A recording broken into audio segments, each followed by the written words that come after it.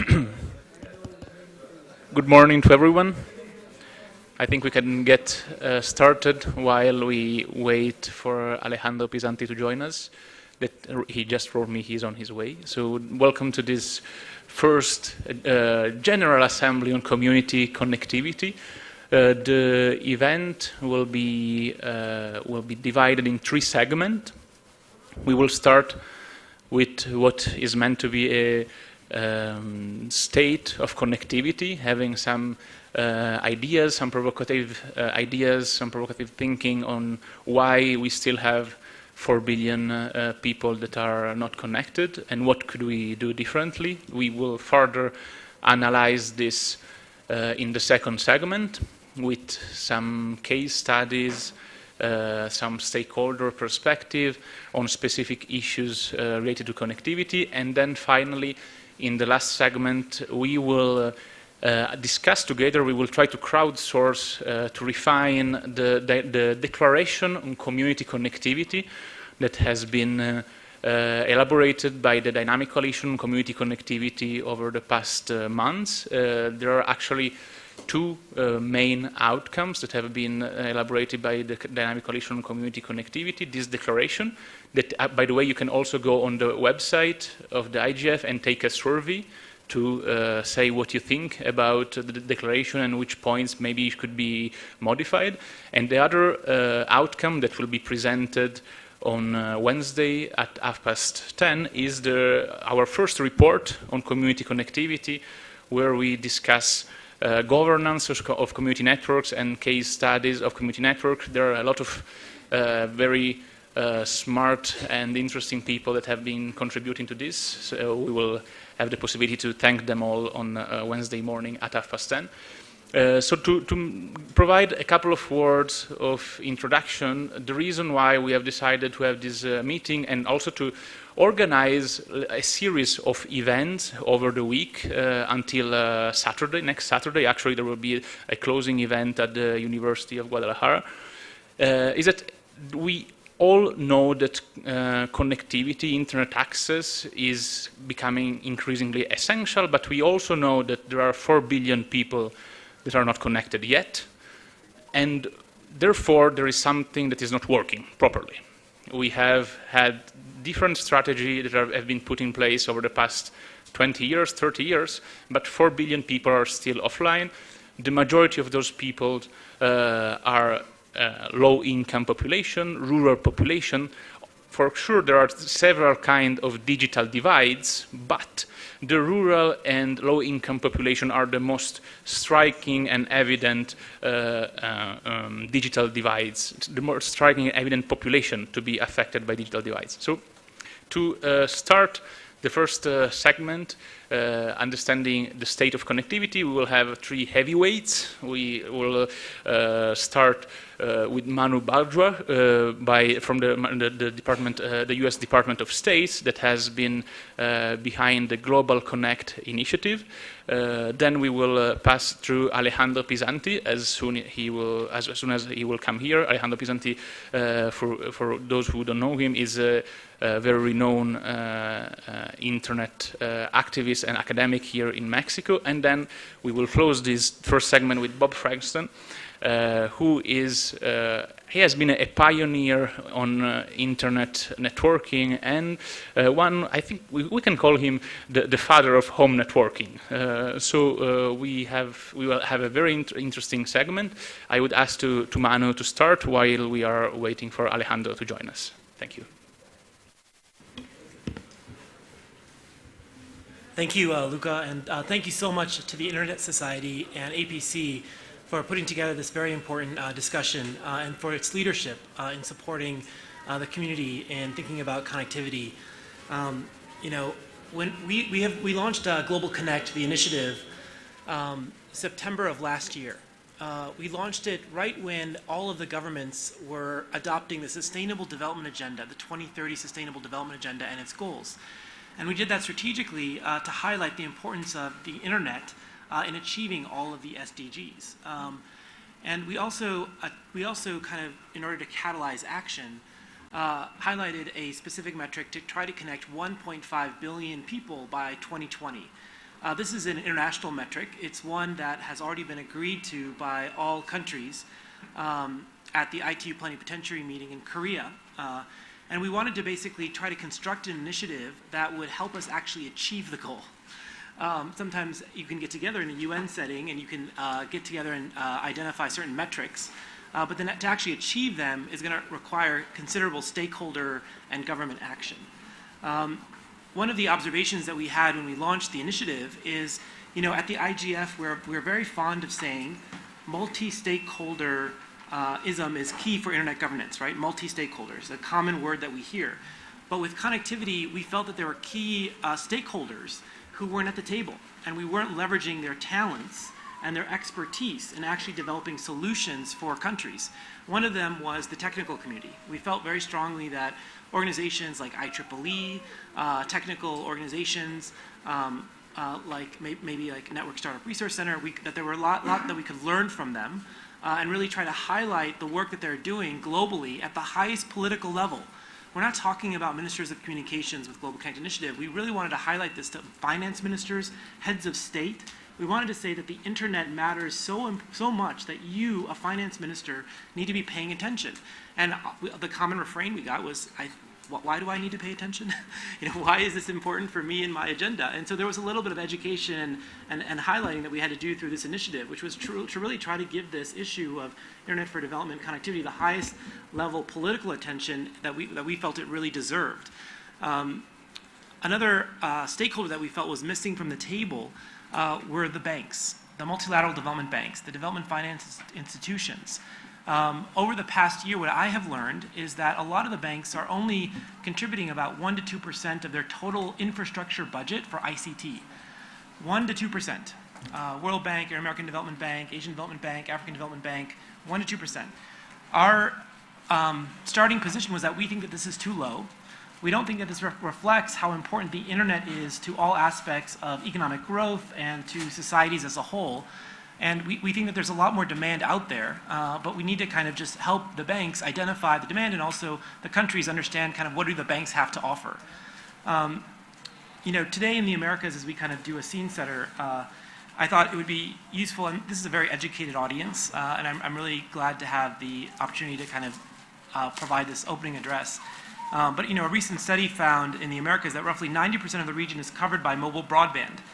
But a closer examination of that figure, as many of you know, reveals that only about 50% of those people are actually connected or online, meaning that half of the population, while being in a region with coverage, cannot actually connect to the mobile internet. Research into this cause reveals many barriers to internet use. One is lack of locally relevant content, lack of digital literacy and digital skills, and limited affordability among segments of the population. I also just want to provide another observation, which is, there are countries in the region that are doing really well. Mexico is doing really well. Chile, Brazil, Colombia, United States. Mexico, for example, and we'll hear more soon, ranks very strong with 123 million users and an adoption rate of 56%. But then there are countries that are not doing well. Bolivia, Belize, Guyana, Paraguay rank among the South American countries that are lagging in the region with adoption rates that are 40, 41, 42%. I would say, and I'm interested in kind of talking about this, but that there's probably a reason why access is relatively high in Colombia and relatively low in Bolivia. There's a reason why it might be higher in Chile and lower in another country. Some governments are doing much more than others to facilitate access for people in poor or remote areas, and the starting point is for every country to have a clear and comprehensive broadband plan that allows for private investment, encourages competition, removes bureaucratic obstacles, and takes full advantage of shared internet services at schools, community centers, libraries, and cafes. That's why the United States helped launch the Global Connect Initiative almost 14 months ago. This strong coalition really sought to leverage the strength of stakeholders in the technical community, in the finance community, and really elevate the political priority of connectivity to all heads of state, finance ministers, senior people in the cabinet about why connectivity is important. One of the ways that we did that is we convened a meeting during the Spring Bank Fund. So for those that don't know, the Spring Bank Fund is when all of the finance ministers, all the banks get together to talk about their global priorities. And in April, we made it all about the internet. We brought John Kerry, Jim Kim, finance ministers from all continents, all of the MDBs, And we talked about how important connectivity is to their own country. And we got certain agreements working with the World Bank and Jim Kim. One was that we want to see transformative increases in lending. The second one was a call to action, that we wanted to see a double in public and private funding by 2020 from all stakeholders. The third was to recognize the cross-cutting impacts of connectivity on healthcare, education, all aspects. And we're really proud of that effort, but there's so much more work to be done. Through this initiative, we plan to continue to partner with our key strategic partners, Internet Society, World Bank, IEEE, ITU, really broad coalition of stakeholders, and continue to highlight the prominence and importance of connectivity at all the future Bank Fund meetings until 2020. The Bank Fund meets twice a year, April and October, and this will be a recurring theme for every single one. Second, we're taking a listening first approach, and we're basically saying to governments that are interested, if there's a way that we can help you, we being the US government and this coalition of countries, which now is about 40, meet your broadband goals, whether it's more technical assistance, more financing, more funding. Through this approach, we are ready and available and hoping to be helpful.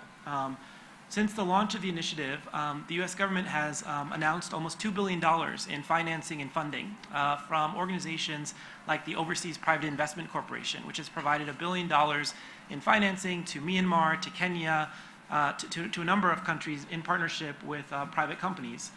We also have announced programs from USAID and others, and we're encouraging other countries that are able to provide this type of development assistance to also do the same.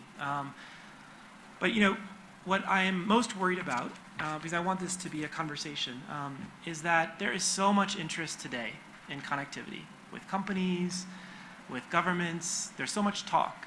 And yet, the last year of the State of Broadband report from the ITU said that we only got 0.3 billion more people online. We have to really think strategically about how can we make progress going forward to really connect the rest. I think you said almost 4 billion people, because the internet is one of the most amazing inventions of mankind, but it could also become something very different. It could actually drive inequality, and we don't want to see that.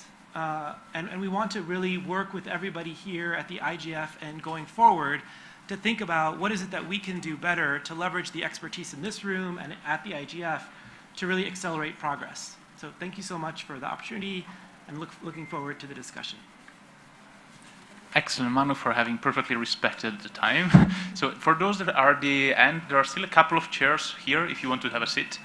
And so thanks a lot for highlighting also the relevant and instrumental role that connectivity plays to really achieve the Sustainable Development Goals. The fact that there are a lot of stakeholders that are not at the table when this discussion are held, and also the fact that I would say that not only the finance ministers and governments are not at the table, but as we will try to show over the week, also some very smart and passionate people that are building connectivity frequently are not included in the discussion. And the purpose of this week of events is also to include those people. So I would like to have the comments of Alejandro on the state of connectivity here in Mexico, in Latin America.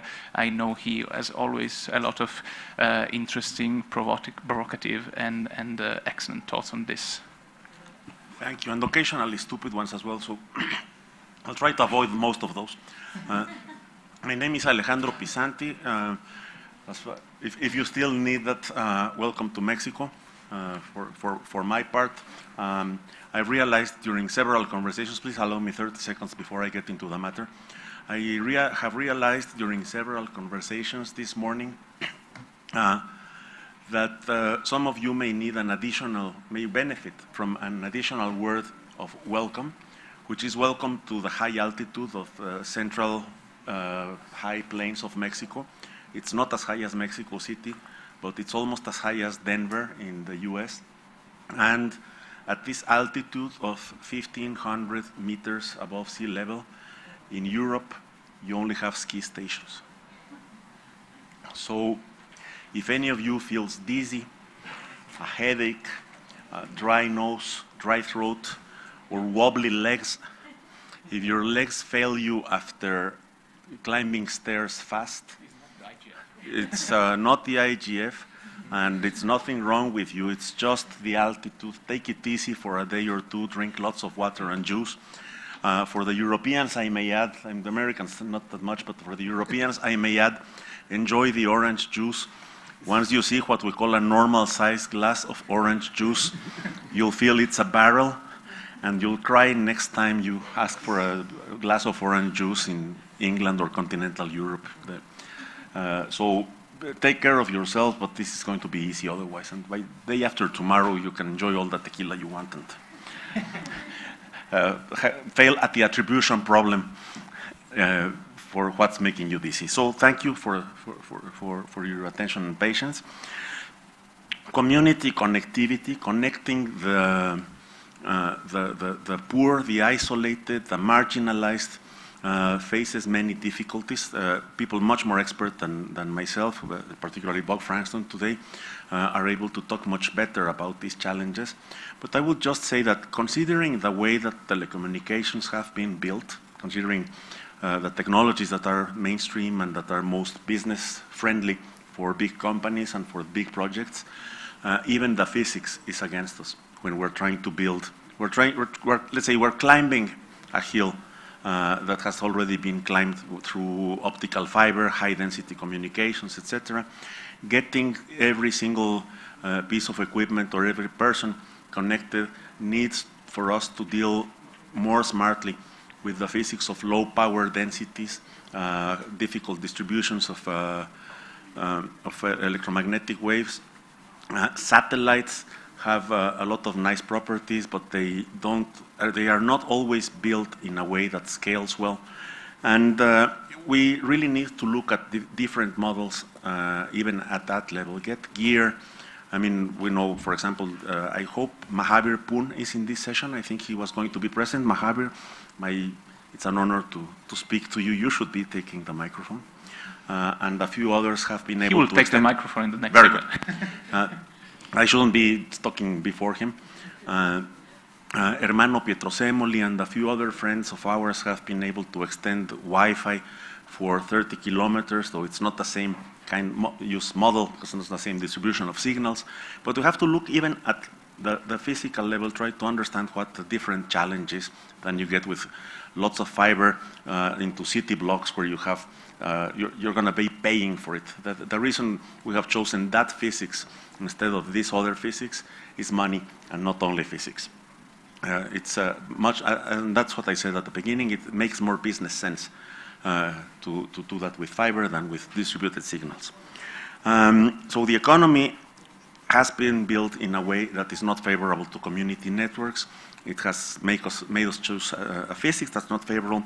In the edge, money is very scarce. The return on investment is very slow and limited and getting worse in that sense. There's another complicated thing, I think, about community networks, which is every small village, every small set of huts or homes in the countryside is unique, except at some point you can't have 25 million or 25 million unique sites that don't have something in common. There has to be something in common, and what keeps us from realizing what they have in common is that they are badly communicated from the start. It's a vicious circle in this sense. They don't know that the next village has the same unique, absolutely local problem, and the next village and the one here in the coast of the Caribbean doesn't know that someone in the Himalayas has already solved the same unique kind of problem. There's no big market push, there's no big commercial push bringing gear to these communities at the prices they can pay. And even when you manage to get a piece of that to happen, coordination is difficult, but the most important part that we often bump against is regulation, law, and public policy. We have policies that are explicitly in favor of connecting the unconnected, of doing the utmost effort, assign huge budgets. But once you have a big country and you have all the local subdivisions, it's very hard to get that money to have an effect that spills down to the local contributions. We are facing in Mexico situations like this. We have had a very significant reform of the telecommunications regulations and laws, which allowed for a huge decrease in prices for telecommunications. This in turn has brought millions of mobile phones into the country. We have many more, let's say, distributed places, spots where you can connect things to, and still we have 50%, officially 40% of the population that we cannot connect. If you look at the number of sites, it's immense, and each one of them is going to need a solution where you can connect something that makes sense, economic and regulatory sense, for 500 people, whereas in cities you are used to 500 people in a building or in a building block.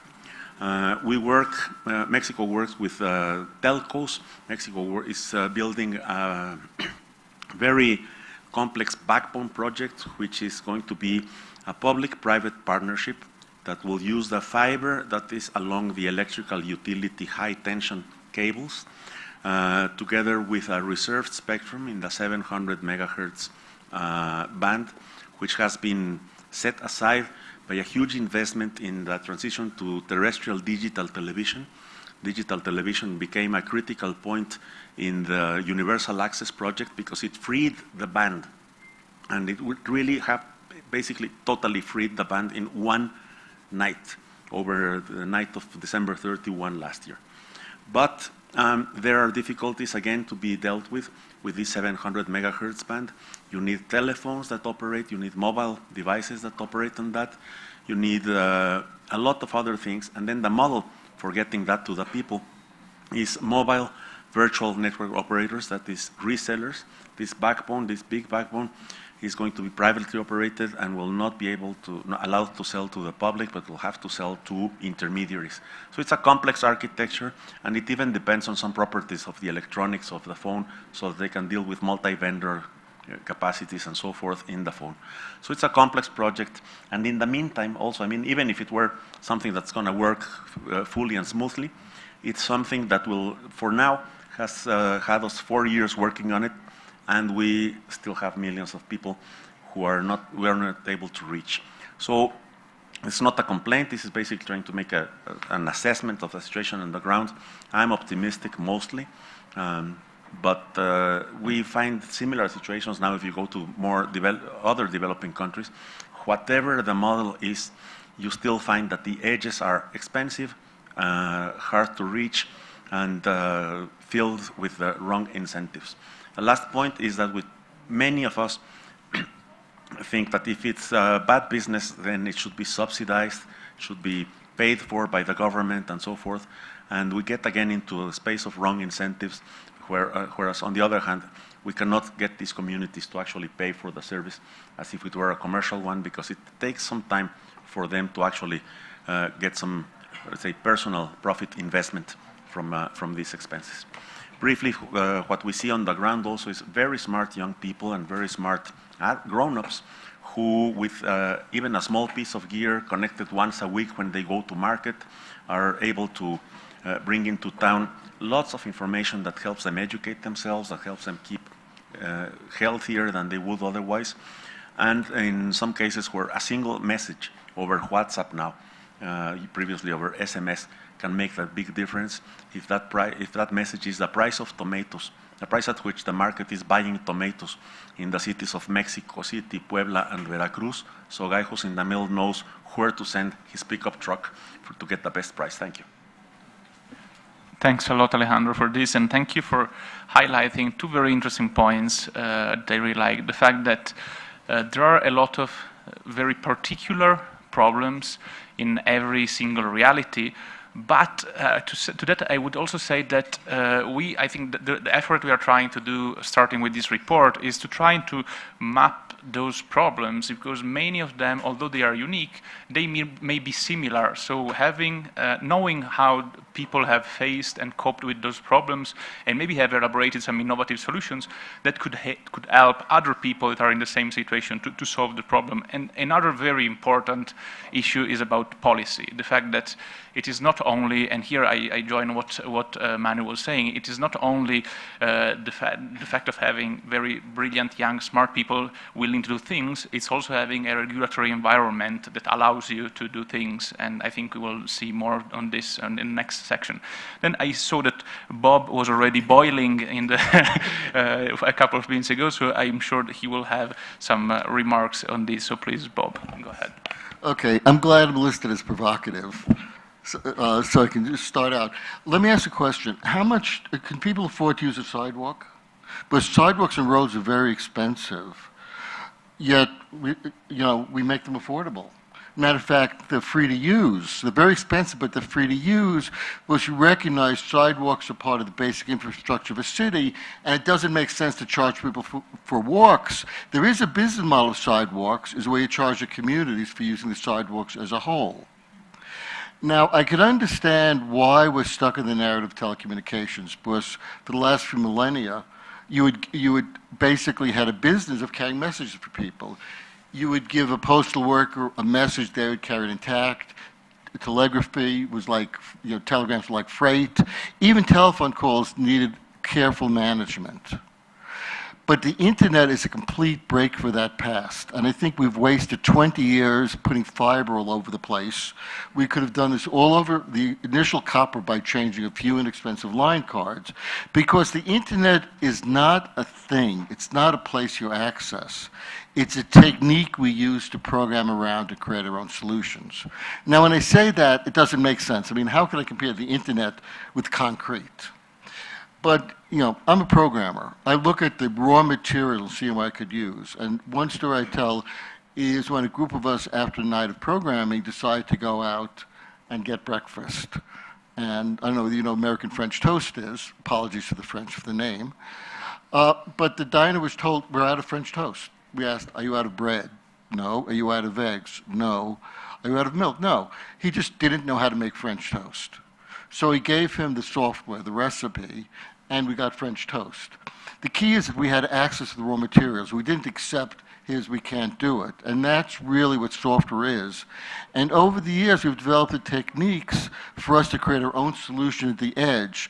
And it's purely about economics. There is no physical limit any more than running out of the color blue. We've developed this because, again, the longer talk I can go into all the history of how we developed the methodologies that you needed special tracks and things to keep messages intact. But instead, I want to talk about sort of how I discovered this, take on my journey. Because I started programming when programming is much simpler. How many of you know what a punch card is? The way you program is you actually put each line of code on a piece of cardboard. It's hard to imagine, but that's how simple things were. You could look at computer circuits and look at every wire and figure out how it worked. So when you start out with that level of understanding, you sort of realize that you don't have to accept the complexity. But I also learned a lesson. That was 1963 when I first learned to program. And I guess half a century ago in 1966, I got a chance to help build one of the first online financial information services. So in that period, I went from these simple instructions to how to build very complex real-time systems with a lot of people interacting. And we built our own networks. We created our own services. And, as a kid, it was fearless. You can just do it and build it yourself. And I do have a tendency, like there's a thing here, look behind here, you can find an elevator back there. Nobody told me. So I have this tendency to explore and see what's possible. And I was growing up just as software was giving us this tool. So as a side, I also learned about finance, so I don't take that as seriously either. But it's that experience that I approached the internet with. And I also, at that time, took a terminal home. This was a half a century ago. Basically, I got personal computing. The reason I say it's personal computing is outside of my job, I could explore and discover. Didn't have to worry about the financing of it. And that's the way to discover the future. What do we really want to give people? What do we mean by giving them the internet? We want to give them opportunity. We don't care about giving them the web. That's one thing they could do themselves. More phone calls. All these are simply apps anybody can run and anybody can write. What's important about the internet as a concept, whatever you mean by the term, is its opportunity to do things using the raw materials. Now, after that job, which happened on Wall Street, I got to MIT. And I didn't just study computers, because the fun stuff, I also studied cognitive psychology, AI. How do people communicate? Where is meaning? How do people share concepts? And that's been very important for me to understand the internet, because it's really about what it means to communicate. The word communication and telecommunications has nothing to do with what people do when they communicate. Just language works because if you can find through a telecommunications wire, you'll just repurpose that word. We use the word broadband, which had a technical meaning. It is now a business model. So we have to be careful about language, which prevents us from communicating. And one important class I happened to take at MIT, we studied a network called AlohaNet. Now, what's special about AlohaNet was there was no network. It was just computers with radio, sort of like today's Wi-Fi, sending each other packets. Now, earlier I said telecommunication, you sent a message. You would give this whole piece of paper to the telecommunication provider and say, make sure this gets there intact. Instead, you just do this, turn it into little pieces, number each one, and throw them up in the air, and they get reassembled at the other end into a meaningful message. But if we lose a few words talking backwards, doesn't matter. You can put them together and figure out what I meant. So you lose a few, you get retransmitted. We program around, we don't depend upon provider. We take these unreliable packets, meaningless numbers to anybody in the middle, and out of it, we recreate the services that we would be dependent upon a telecommunication provider. With no service provider in the middle, there is nobody to pay. There's nothing to pay for because we can send those packets anyway. We don't need the pipes. We don't need any particular technology. We don't need fibers. We can use them all, but it's just like sidewalks. Sidewalks facilitate walking. They're not required. So communities do sidewalks to help the communities, but it doesn't prevent people from walking. As a matter of fact, it's a walking around they want to improve. If we put line cards on copper wires to give people open connectivity without somebody in the middle having to make money as a profit center, in other words, if you had to do for-profit sidewalks, you wouldn't make money unless somebody could own all the sidewalks, and the only way to make money is rent-seeking, preventing you from walking. Instead, we need economic models which encourage, supporting the community. And if all we need is raw packets, what's called best efforts packets, then we can do that. And fortunately, when I took the class, I didn't fully understand that. But some other people at the time understood that if you want to interconnect all the networks in the world, if you had to make them all work together, you would have failed. That's the problem with the telecommunications model. We try to make it all work together. Worry about this radio working with this. If you say it doesn't matter, all we need to do is exchange raw packets and hope enough of them get through, then you could do inter-networking. The key to the internet is that we're not solving the problems.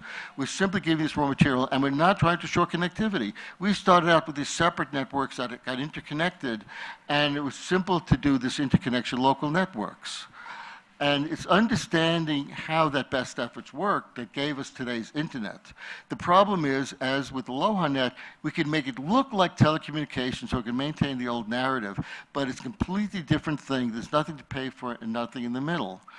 And it is about creating opportunity. And one kind of opportunity is after I left MIT, joining my friend Dan Perkins to do first electronic spreadsheet. Now that was a trivial computer. This was an Apple II, 1/1,000,000th the power of today's computers.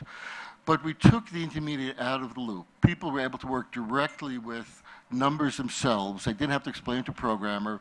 VisiCalc knew nothing. It was just calculations people can do. And that little leverage point changed the world, just like raw packets enable the internet.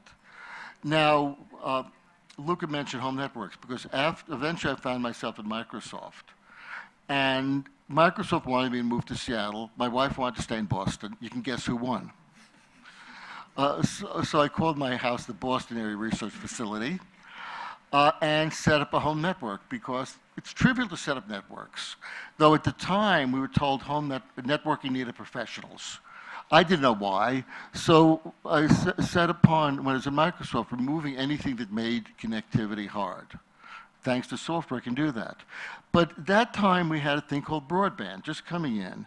Now, if people old enough to remember, actually, you don't have to remember this, whenever you buy a second cell phone or phone line, you pay another monthly fee. When you got another television, you pay another monthly fee. When you got another computer, they want to charge a monthly fee. They also want to charge for every purchase. This was the telephone company, Classic Telecommunications business model. Minitel did it.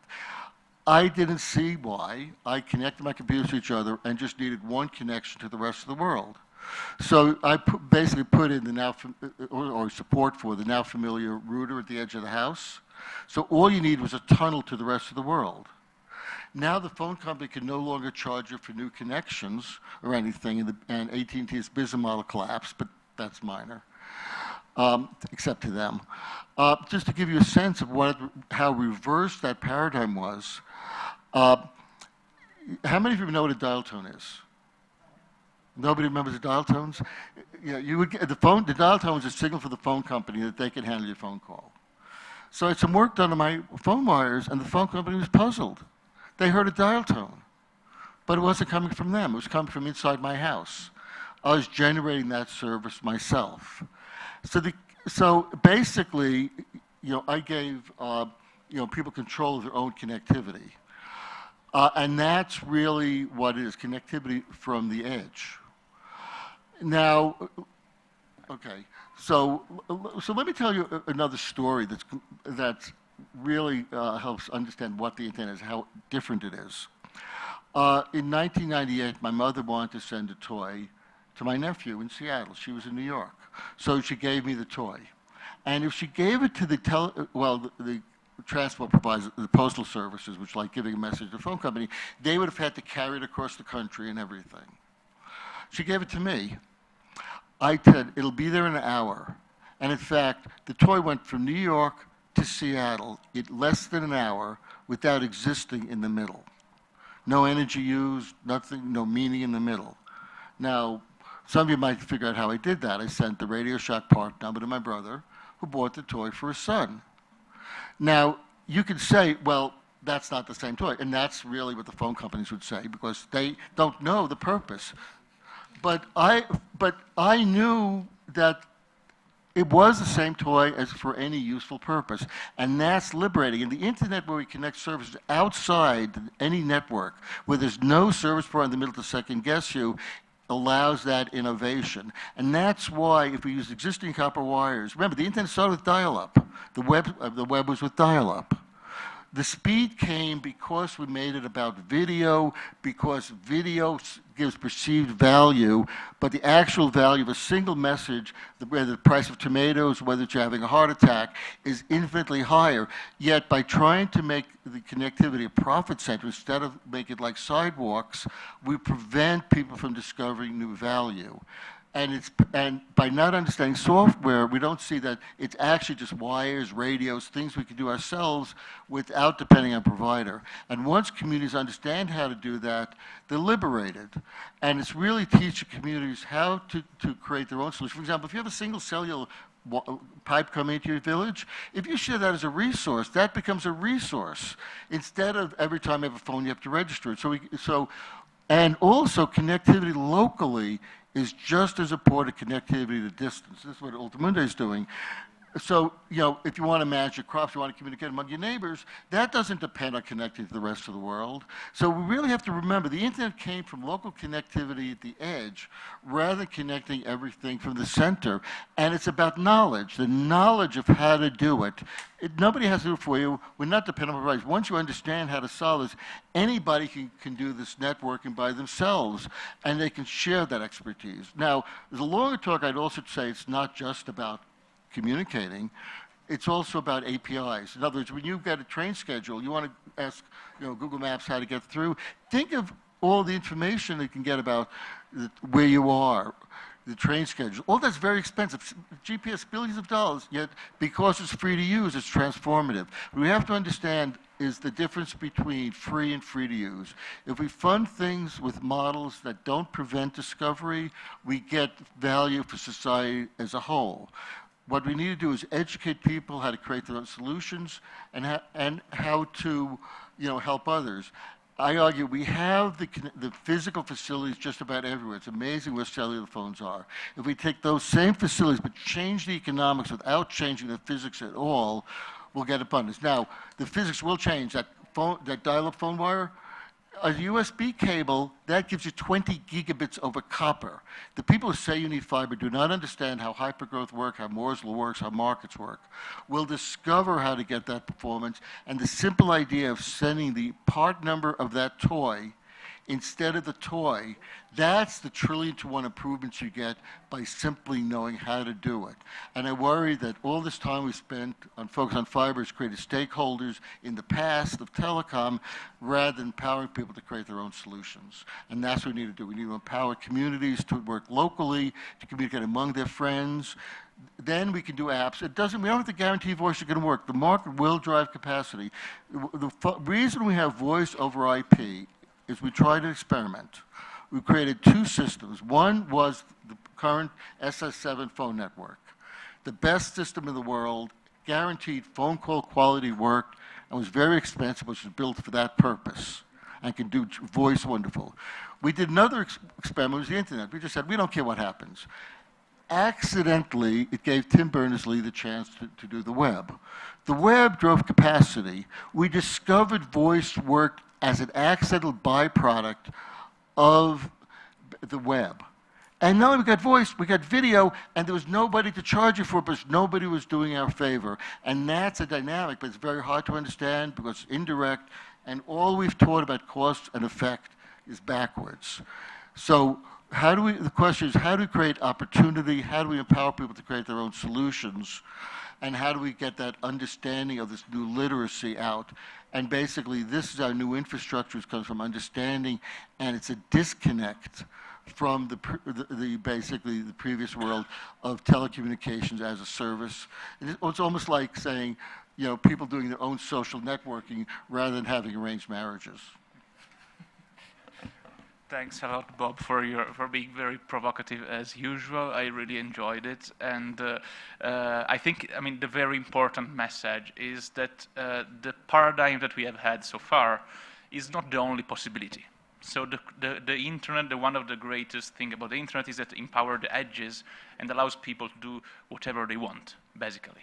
And it's a matter, as you perfectly said, is a matter of knowledge and knowing how to do things in order to be empowered and being able to do things. So another very important element that we have to bring into discussion is how to educate, how to spread this kind of knowledge, how to empower people, how to let them be their own connectivity providers.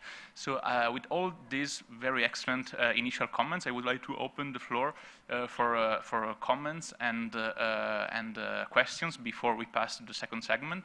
So please, if you have any comment, question, remark, please go ahead and raise your hand. Please.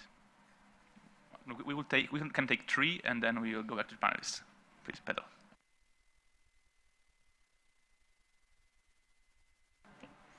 My name is Pedro. I'm from Brazil. I'd just like to add a comment that sometimes when I listen to people speaking on community networks and connecting the borders of unconnected people, I think that some make it sound too easy.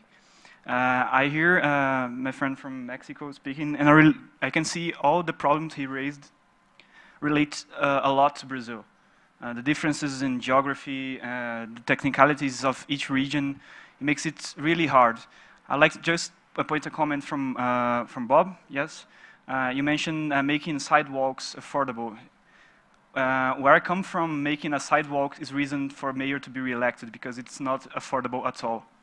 So imagine internet. It's a region where FM radio is still hard to get simply because of the geography of rolling hills. Just picture internet. So I'd like to hear more. How can we? I don't see the economics being the only point. I can really see.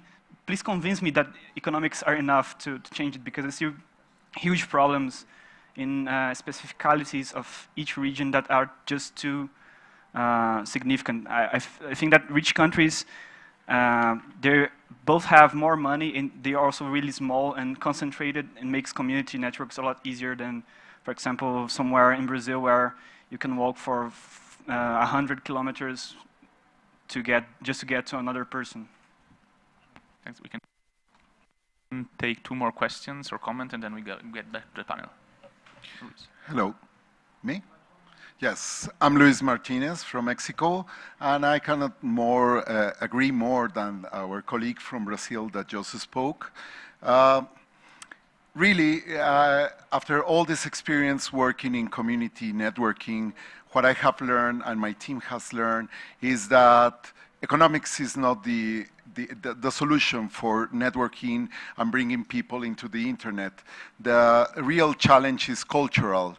Yes, people living in areas where still you don't get telephone, radio, or television, which are a lot in this world, really need a lot of effort to understand what are the benefits they're going to get from connecting to the community.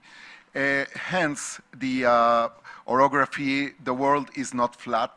Yes, it has a lot of mountains, and it makes very complicated. But culture can bring these barriers down. So really, we need to think how we're going to explain these people what are the benefits of getting connected, and then worried about what engineering can bring these people as a connection to the internet. Thank you. I think, yes, we had a third comment there, and then we can get back to the panel.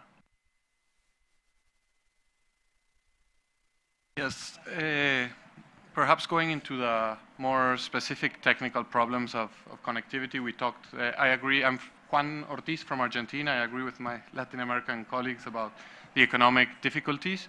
And I wanted to know how you thought the government would achieve universal access policies. In Mexico, they have a program called Mexico Conectado, which relies on public tenders. And what we've been seeing through our research is that companies seem to have incentives to connect connected areas over unconnected areas because it's obviously cheaper and people in connected areas have more resources, so they're probably to buy the product once the infrastructure is set. So how do we get the service to those areas? Okay, so we can have a quick round of replies. Bob, Alejandro, and then I think Manu has also some comment. First, I want to make it clear, equating culture and economics. It's really an understanding of seeing the value is very important. It's like the sidewalk examples. If the community as a whole sees the sidewalks as valuable, it'll pool the resources and do it. So how do you get that understanding? And there are two sorts of understanding. One is local understanding. Does the community see connectivity among themselves as being value, whether it's among themselves or the rest of the world? But there's also the problem, and this is one problem we're going to deal with the world, is if the country sees it as valuable, then it would become a priority to spend it as infrastructure. The problem is, we're stuck with this idea that everything must be a profit center in its own right, that we have parts but not wholes. And this is a very frightening trend that we don't understand. Again, it's as if you're trying to build roads by having everybody just pave in front of the house and nowhere else. So a lot of it, I think, is really understanding the value and seeing examples. And I think in case of communities don't see the value, either is education problem or, in other words, if the country sees that it's valuable for that community to be connected, is there a source of funding externally to it, or are you trying to get it self-funded? The question is, where is the reluctance to invest? Now, there are some issues and reason why understanding on the technical community is also a big issue, because if you've used telecommunications, we depend upon providers and pipes, you're then into again, all the regulatory and all the other problems. If you see it's created outside the network and all you need is raw infrastructure, then you can have opportunities. For example, one real story, the first transatlantic telegraph cable was putting in, there was actually another plan. Because going over the ocean is a long distance, there's a plan to go through Alaska and Russia because there was less water, and that would have worked too, might have worked better because this is not a factor. So in a lot of these areas, by understanding that if you reduce everything to raw packets and don't depend on everyone getting through. You can start and mix and match all sorts of flexible solutions. You're not tied to a particular technology. And when you're not tied to a particular technology, you have many more ways of reducing costs. And also, when you see that the value is not in high-speed internet, but in any connectivity you can find a value for, then you can also be much more opportunistic and take advantage of many more opportunities. And again, I can't get into all of this here, but this is why it's really a very, very different way of thinking about what it means to communicate. Like, if you can just send SMS messages, even if it's using the phone company as a resource, you can do a lot. So it's really the understanding that's important. And again, that's a longer lecture, so I better stop now. Yeah, and I would ask to the panelists just to quickly reply so we can have another 2 questions and then. Yes. That's easier.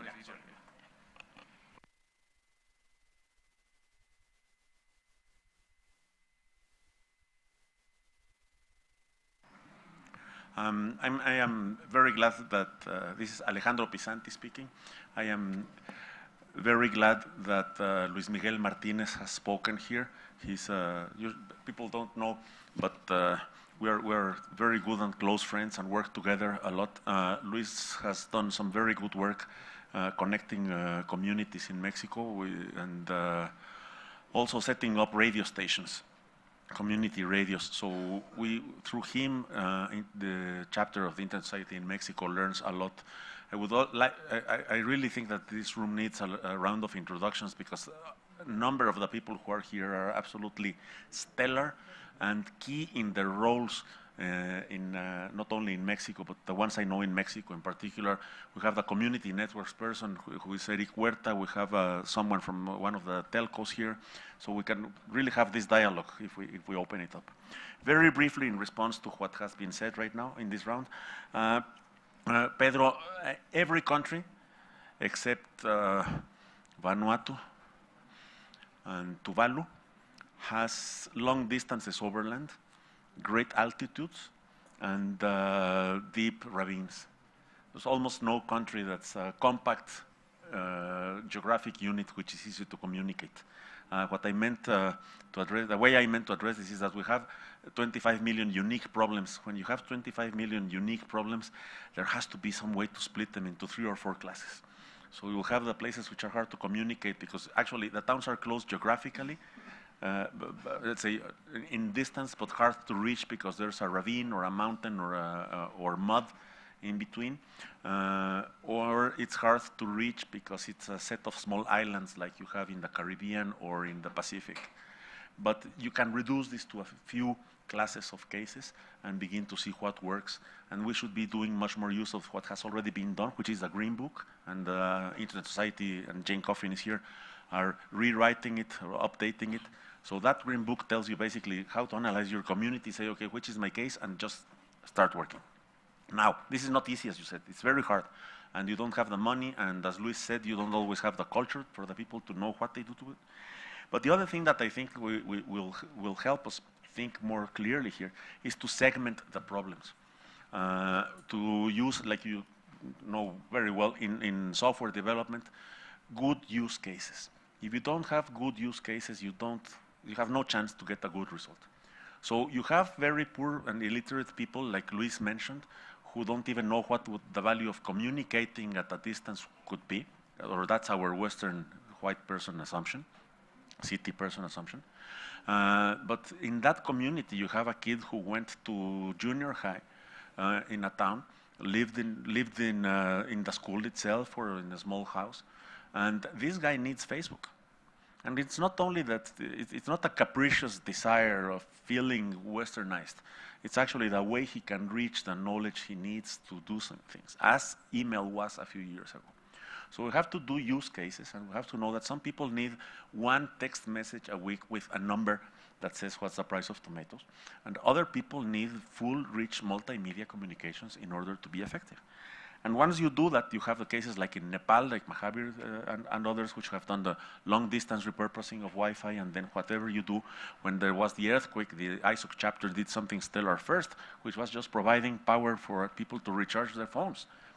That's a use case, and that's the segmenting of needs. And then, of course, I concur completely with Bob. Mix and match will make a lot more sense, and easing at the edges in the regulatory environment will be indispensable. Excellent. So some couple of remarks from Manu, and then we will take only one final comment or question to conclude this first segment.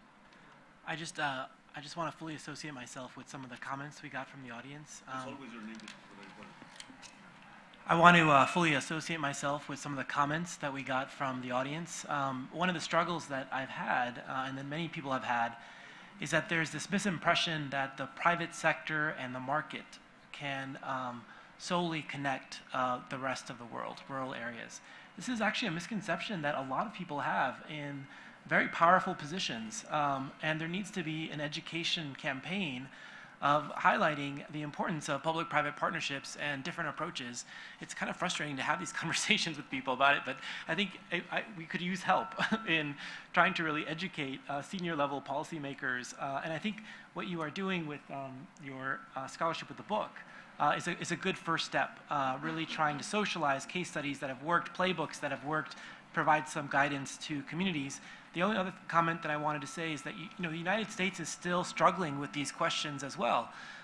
We have a vast swath of unserved and underserved areas, tribal reservations, places that we still are grappling with and trying to extend the benefits of the internet and connectivity. And I think we have a lot to learn from efforts like yours. Also, let me remind that this book that we will present on Wednesday morning, it's only the first step. We plan to have an annual report and expand also in other initiatives. This is only the first one. We have created this group, so we are just at the very beginning. So one last comment, if there is any okay, we'll have one here, and then we will have final remarks. Please, go ahead. Like this. This is Roger Batch from Gifinet, one community network.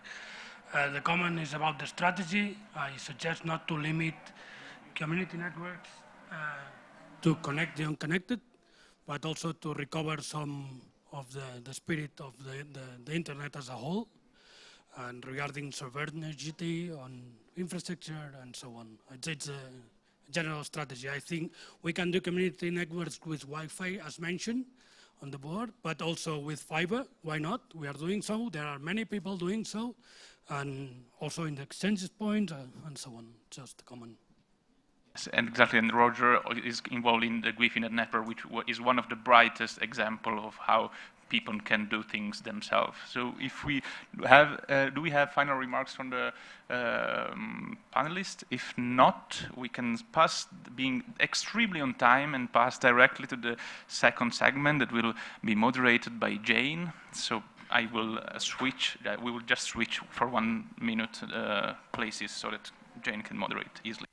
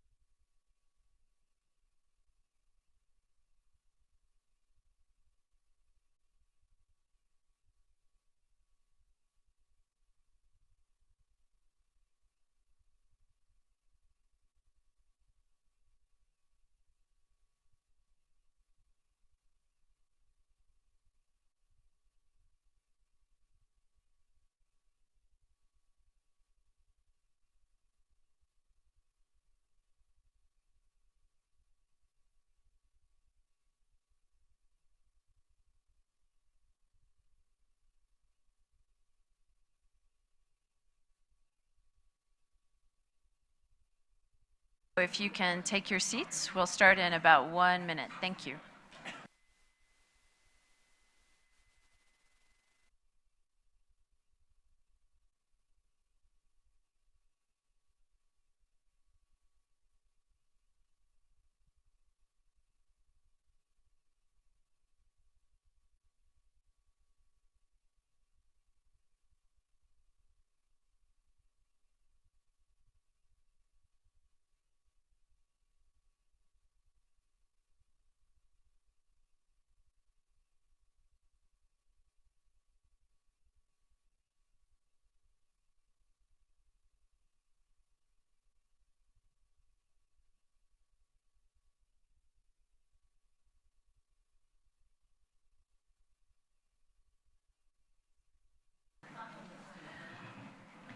So we have a great lineup in front of us of speakers. I'm just going to give you some of the logistics. Each speaker will speak for about 6 minutes each. We know that's a short period, but that leaves time at the end for some questions and some more information. There's an amazing grouping of individuals in this room, from the Rhizomatica team to the Ultramundi team to the Nepal Wireless Network, Luis, who does work in Oaxaca and other places, Ritu, I think, maybe here. Is Ritu here? Not yet? Okay. Def, we'll see Osama Manzar later this week. Carlos Rey Moreno, who's working in South Africa. The guys from Guifi, both Leandro and Jorge are here. Mike Jensen, Steve Song, I'm going to forget, and Julian Casasbuenas, who's from Colnodo. So there are a lot of amazing people and all of you who can help contribute after this with the unconference format, but we really want to hear what you also have to say, because the key thing here is community. And that's something Bob and I were just saying, that it's not always just the economics, it's also the community building. And you'll hear from speakers about some of those barriers to deploying networks might be just the 80% of working with the community. Some often say with internet exchange points, it's 80-20, 80% community building, 20% technology. With some of the community networks, you might find you've got the key tools and the technical experts. It's the community you've got to build to bring together, and these people are experts at this. I wanted to just make a note. In 1984, long time ago, right? There was a report called The Missing Link. That report identified issues and barriers to connectivity and deploying basic telephone. That came out of the ITU years ago. Here we are, different, perhaps technologies, obviously, but the question is, why is it that some governments and communities haven't connected some communities?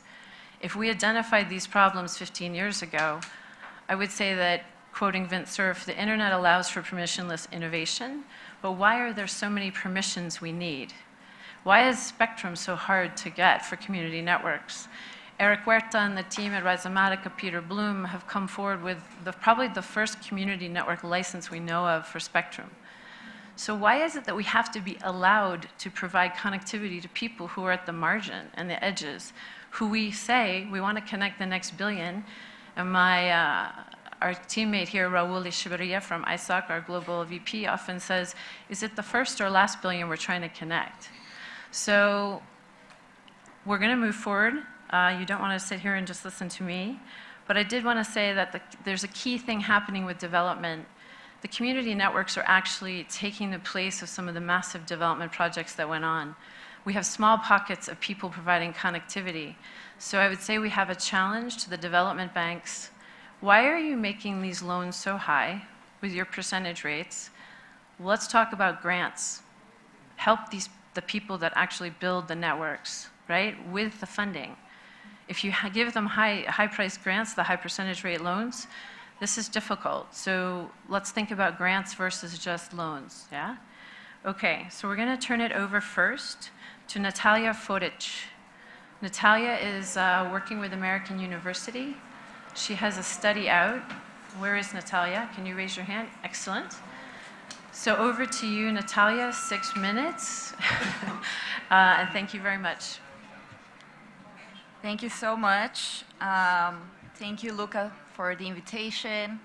I'm really glad to be here today to present a short, brief summary of the book that I co-edited and co-authored. The book is called Broadband in Brazil, Past, Present, and Future.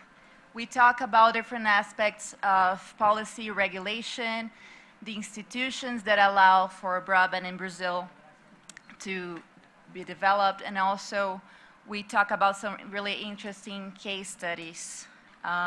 Today I'm going to just give some examples of what is covered in the book.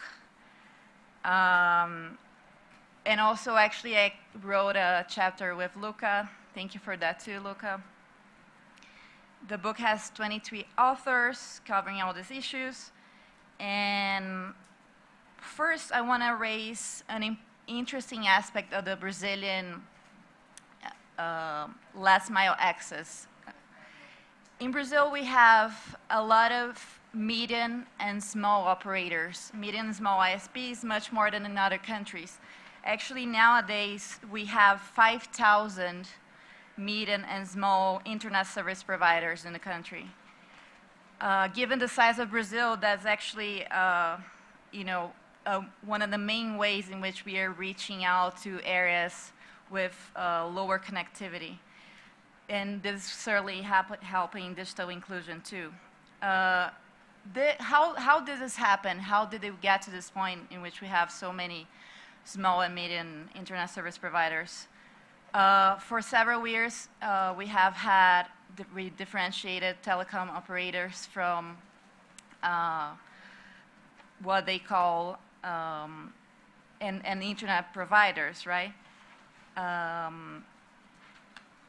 And now, for example, last year, these municipalities were also able to buy spectrum from an auction, and that over 50% of municipalities in the country will be reached by that, by the auctions that were bought. Second, I'm going to talk about two case studies that are really interesting, and they are raised on the book. One is a digital beltway in the state of Ceará, which is in the northeast of Brazil. They are building an interstate optical fiber ring, and it's already reaching 100 out of 184 of the urban areas of the state. No, sorry, 90% of the urban areas and 100 from 184 of the municipalities of the state.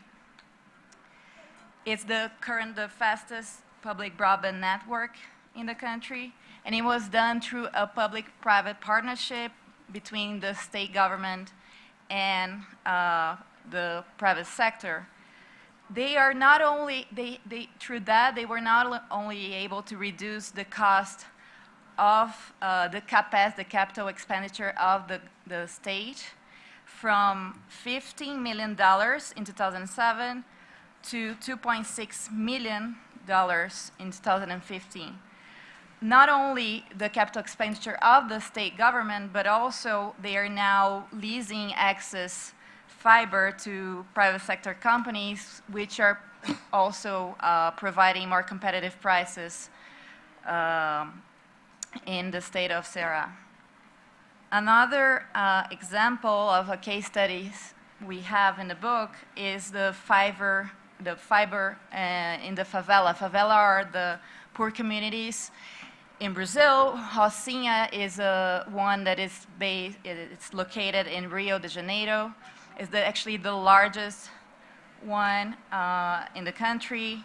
And these two entrepreneurs, they started some years ago. They had an idea of providing fiber in this community, and they show in the book how they were able to overcome bureaucratic hurdles, and also they got help from. So because we have this really strong small and medium internet service providers, there is this organization called Abrinche, and they got the help from them also to overcome these barriers. And now actually they have, they predict they will have 4,000 clients only within this community in the country. One example of a challenge they faced is that it took them 15 months to get a license. So that's the sort of things we have to work on too, because without formalization, they cannot grow and expand.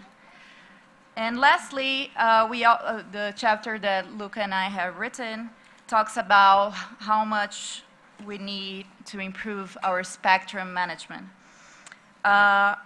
As it happens in several other countries, we really need more unlicensed spectrum. And not only that, we also need to improve regulation for new technologies such as dynamic spectral access, TV white spaces, that will certainly help these communities to develop. And I reached the 6 minutes, and thank you so much. Thank you, that's brilliant. And as Natalia's just pointed out, if it takes 15 months to get a license in a community, and we're hearing this from others of the same, like 6 months, 7 months, 8 months, how are you getting the network deployed? You're trying to build a community. It can delay you for a long time. Natalia? I forgot to actually mention the most important thing is that we now have a version in English that is freely available and was launched last week. So you can find it online. If you don't find, please reach out to me. And I'm also going to pass the version in Portuguese here. Thank you. Excellent. And we're going to take questions after all the speakers speak. Percival Enriquez from CGI.br is up next. Percival, we would love to hear from you. From CGI.br, a very interesting multi-stakeholder group in Brazil, which combines technology, government officials, and others. So, Percival, over to you for 6 minutes. Thank you.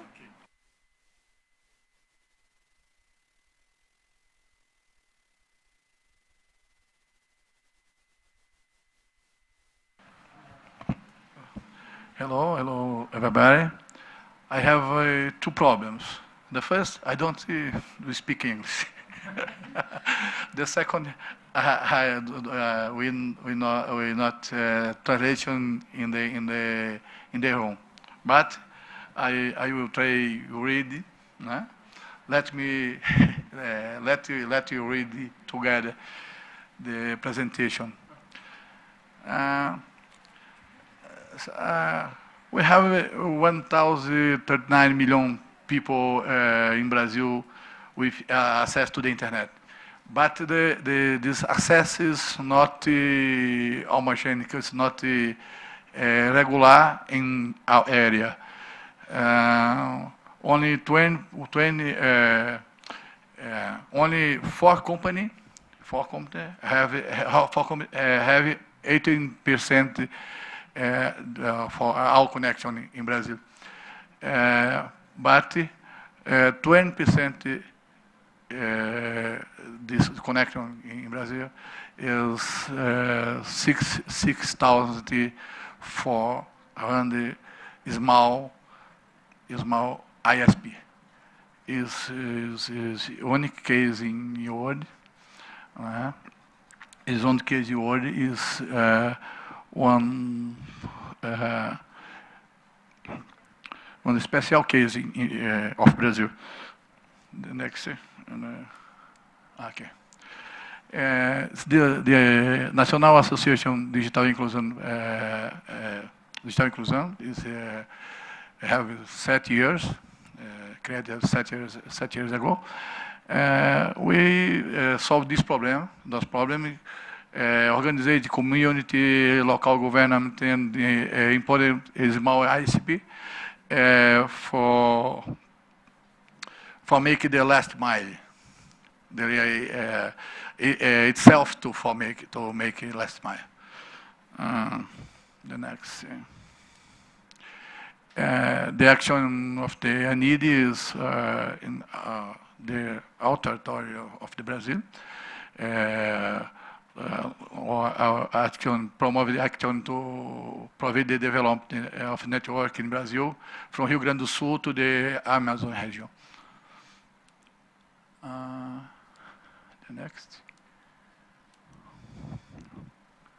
The next.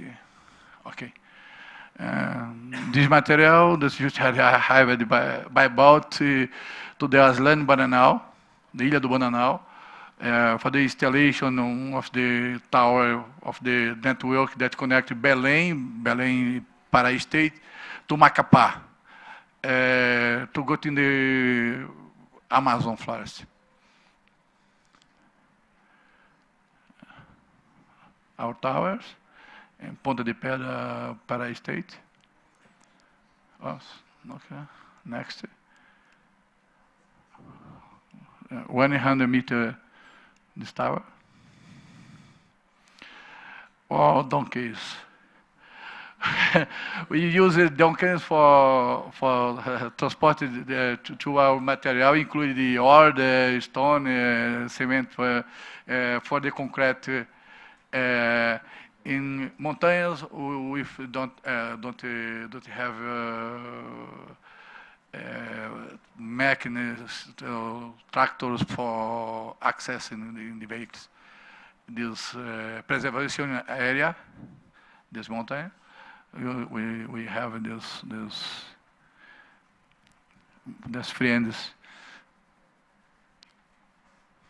The installation of tower in the Serra do Céu, okay, Sky Mountain. The collaboration of the community is very important for the construction of our operational point. This finale, one of the 528 tower built by INED. Our network in Nordeste of Brazil.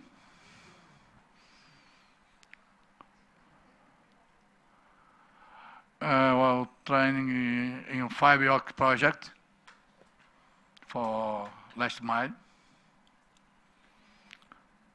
The fiber.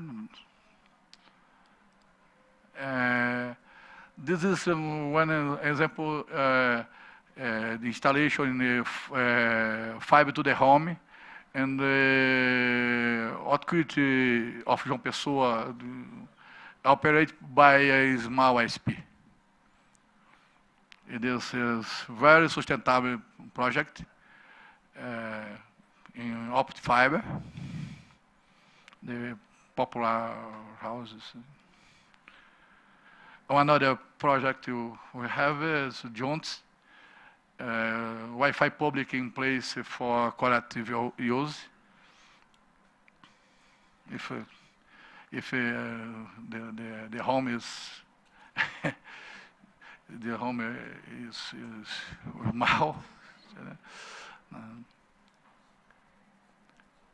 the speed is above 4 megabits Mbps.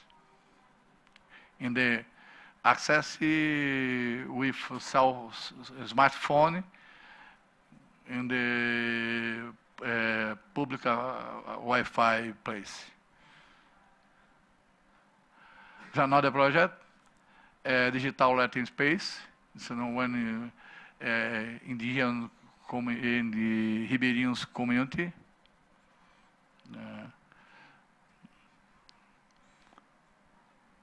This sunset in the community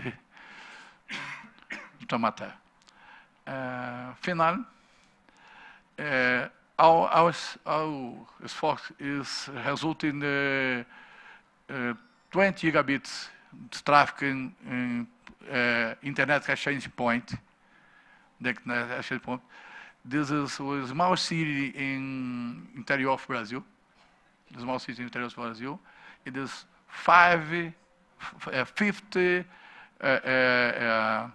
50 point legacy, 50 legacy of Brazil in volume of that traffic. Is this. Okay. Obrigado. Thank you. Thank you very much, Percival. And as we're hearing from our speakers, it's not just Wi-Fi or wireless, but it's a combination with fixed, fiber, internet exchange points that help build these pieces of infrastructure, putting them together. You're going to hear from Mike Jensen, or Jensen, I always say it wrong, Mike, from APC.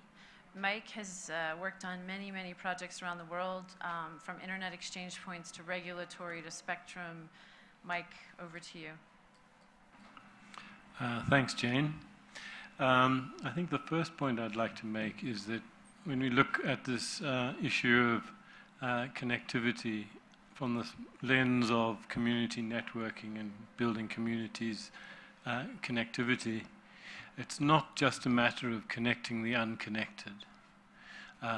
Obviously, that's a priority, but many of those that are connected are on lousy connections where they pay way too much and they don't get the coverage they need and they don't get the speed that they need to really make use of the internet fully. And this is, sure, mainly in developing countries where people don't have the money to pay the very high prices for the metered bandwidth services that the majority of them are on through mobile broadband service providers.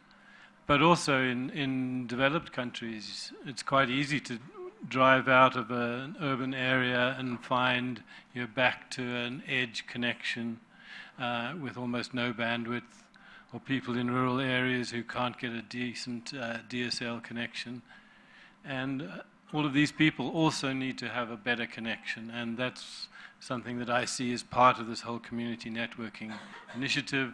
And we can see some of the largest and most successful community networks, such as those in Spain, are in developed countries. So there's a lot of potential here. And I think the second point around this is the idea of changing the paradigm of waiting for service. You know, currently it's incredibly disempowering for most people in most developing countries. If you don't have a good service, well, too bad, you'll just have to sit around and hope that the environment improves, or scrape together some more money to pay for the more expensive service. But most people don't see there's any opportunity to really actually affect a better service themselves. It's not really an option, because we've kind of drifted into this thinking that we have to wait for service from some commercial provider. And I think it's interesting that there's now an interest in alternative models here, especially a lot of us who remember the old days, before the internet was really something that is interest as a commercial proposition to telecom operators. We essentially had to build these networks ourselves. We were building community networks on top of telecom infrastructure that wasn't aware we were there. But we could do it. That's how the internet really started, because the beauty of the internet was that once you had a connection, you were free to give it to someone else, which was completely a fundamental change from the old telecom model. Unfortunately, now we've kind of drifted back into this idea that we have to wait for the service provider to come along and provide the service we need. So we really need to raise the awareness that this other paradigm is possible, but at the same time, it's not actually possible in most developing countries and even many developed countries, because the policy and regulatory environment still, by and large, protects the vested interests, the large incumbent operators, be they fixed or mobile operators. So there's very little room for community initiatives to get going in that environment. So I think for me, those are the two most important areas that we need to focus on: is awareness raising by communities that there are alternatives, awareness raising to the policy makers and operators that there are alternatives, and then a way of building the change in the policy and regulatory environment so that communities can actually provide these kinds of services. And I mean, we have to recognize that there's going to be pushback from the incumbent operators. It's not a conspiracy, it's natural. They're looking after the shareholder benefits. So they will do as much as they can to resist this. And we've seen this all over the world, not only in developing countries where mobile operators have resisted giving any TV white space licenses, or resisted number portability, for example, or in the US, where we've seen the telecom operators push very hard against the idea that municipalities might want to run services. So that's another aspect of this kind of paradigm shift, is to think of this broadband as something that is a basic infrastructure service, just like water or electricity. It's not some luxury that people need to pay a lot for, which is kind of where we've evolved to date. So I think I'll leave it at that for my comments. Thank you.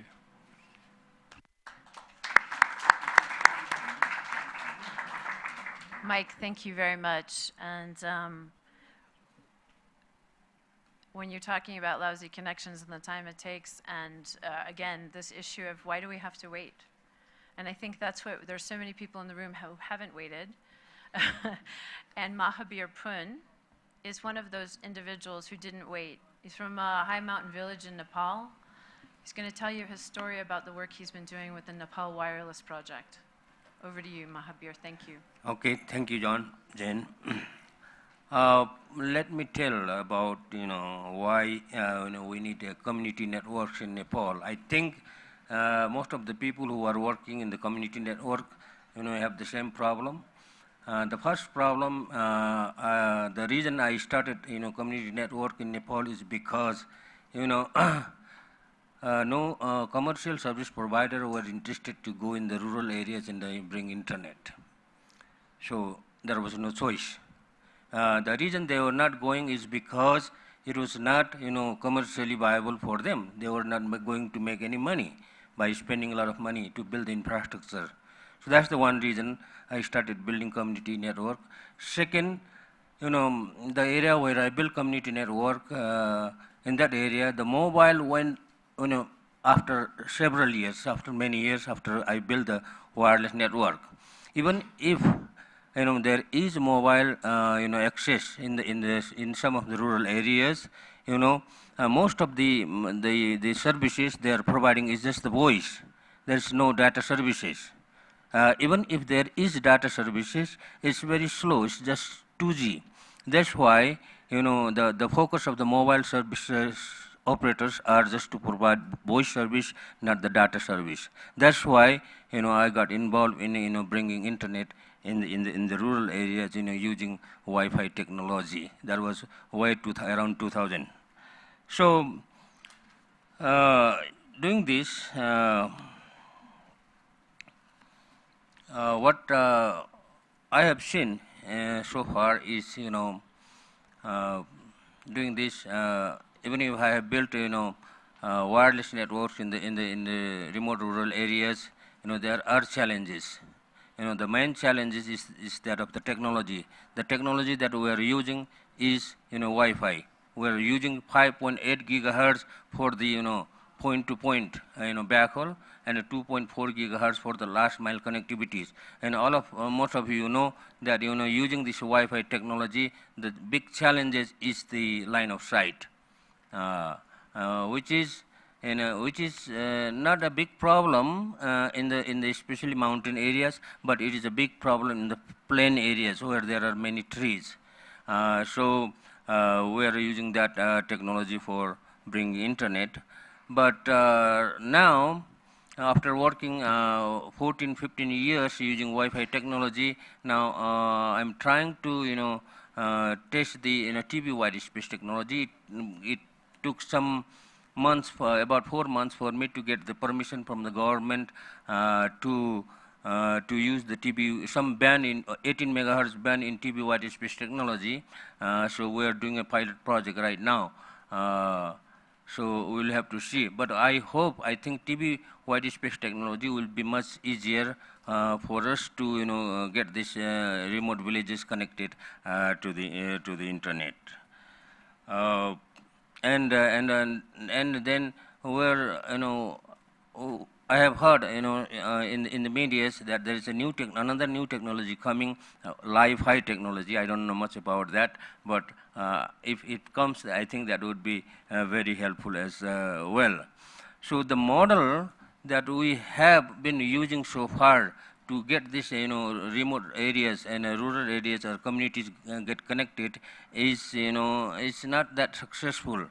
It is because mainly because we are heavily dependent on the commercial service provider, and the commercial service provider are not likely to bring internet in a sparsely populated rural areas of the least developed countries. So that's the reason, and all this 3.4, 3.9 or something billion people are not connected yet. So we have to change that model. And even if there is connectivity, another problem is, if some service providers, if they bring internet in the remote rural areas, then another problem is that of the content. There is not any content. So because most of the people in the remote rural areas, they don't understand the English language, they only understand their own language. So that's why we need to develop content in local language, and we are also doing that. What we are doing is we are developing content for the school children, for the villagers, in their own local language, and we are providing that. And so that's why my suggestion to bring to connect this 3 billion people connected is for this, the government must be involved in it. Without the government involvement, it is not possible to get all these people get connected. So my suggestion to the government is to use the USO fund, Universal Service Obligation Fund, because every country has Universal Service Obligation Fund. And that Universal Service Obligation Fund is, for helping to get this, unconnected people get connected. So, using that fund, the government, can provide some subsidy or some incentive, to the commercial service providers to bring internet in the rural areas, and that's what I'm focusing on in Nepal as well. I'm trying to convince the government to use that fund, and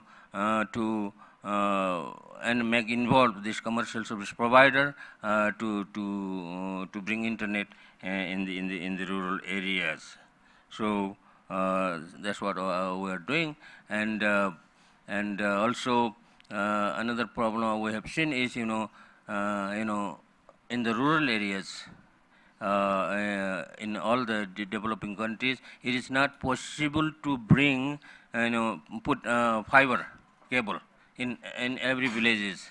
So the only way to bring in the internet in the last mile, for the last mile connectivities or in the remote areas is the only option, the viable option can be, the wireless. So we have to develop this wireless technology whatever way we can, so that we can reach the unreached people. Otherwise, putting fiber and using the expensive solutions like the satellite is not going to work. Thank you.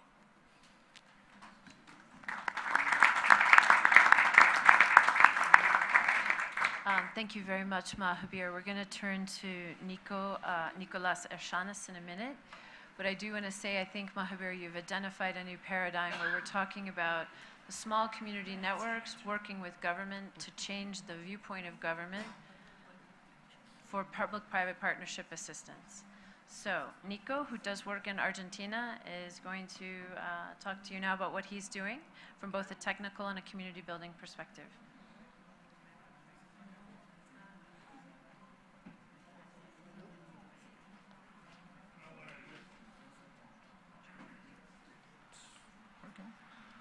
Okay.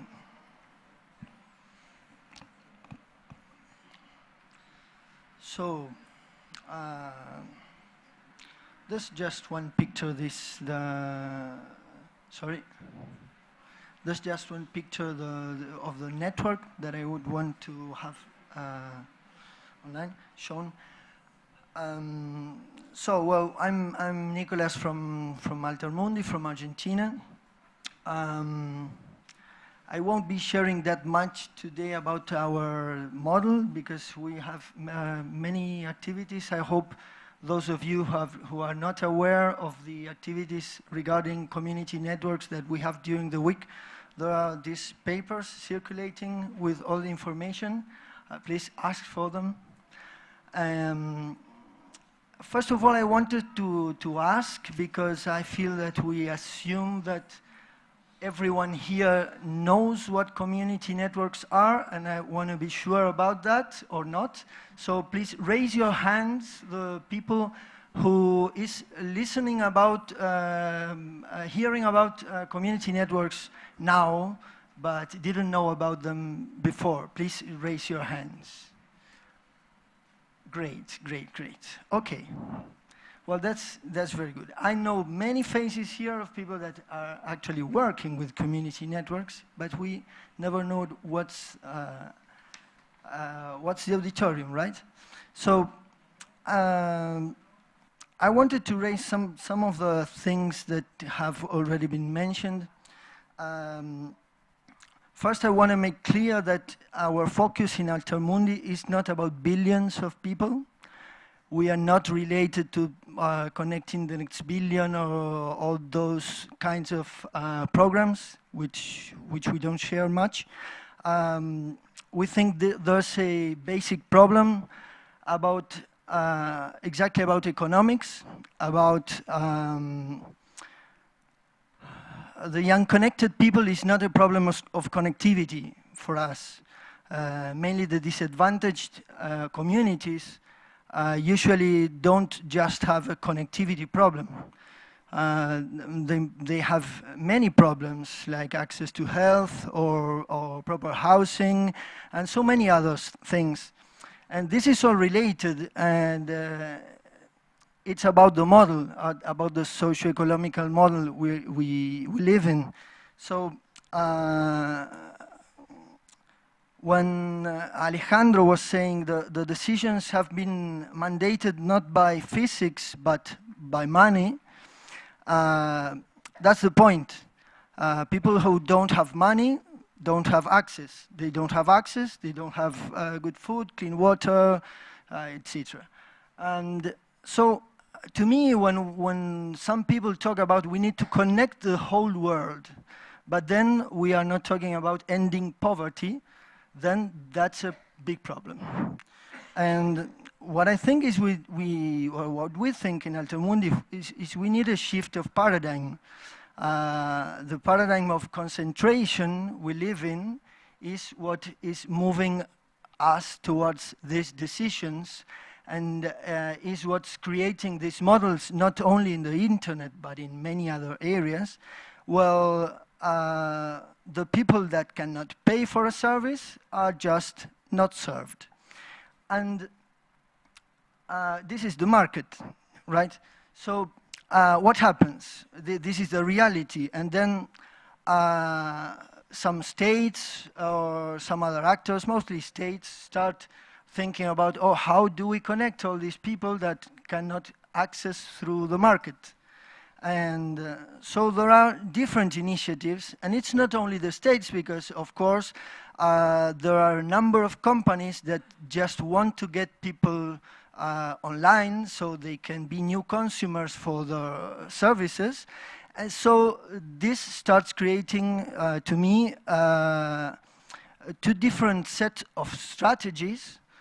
First, the strategies from the government that try to get connectivity to the unconnected, so they start building infrastructure. For example, in my country, in Argentina, 30,000 kilometers of fiber optics were laid by the previous government, and now the current government is seeing how to put that into value, into operation. But these sorts of networks have no capillarity. So they don't get to the homes of the people, and actually they have no idea of how to get to the homes of the people.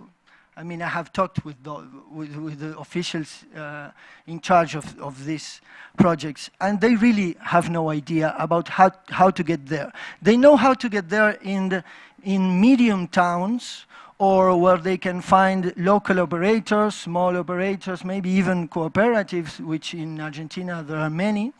But then in smaller towns, in maybe 3,000 people and lower, which, for example, only in my province, in Cordoba, there are 300 towns that are less than 3,000 people. That's one of 20-something provinces, so it's thousands of towns that won't be connected by this model. And then there's this other set of strategies that are, for example, the Google Loons, the balloons, or Facebook Planes, even Free Basics. I point at Luca not because he cheers for that, but he explains very well its limits. But all of these are actually creating what I'm usually calling an internet for the poor, which is creating a second-rate digital citizenship. Yes, people that are not actually properly connected, yes, they cannot host their own services or provide their own contents or have meaningful networks in their own communities, but they just access whenever they can or wherever they can to these silos of information which are usually these concentrated services. So what we are doing in many places, there are, of course, many different alternatives, is empowering the people from this different perspective, and mostly, at least in our experience, when we work with very small communities are already used to working around the market. Yes, they may have, like, for example, local farming and local markets for what they farm locally. They even coordinate to build houses. There's a lot of community effort in small communities which does not have money as the connecting instrument, the connecting technology between the need and the resources.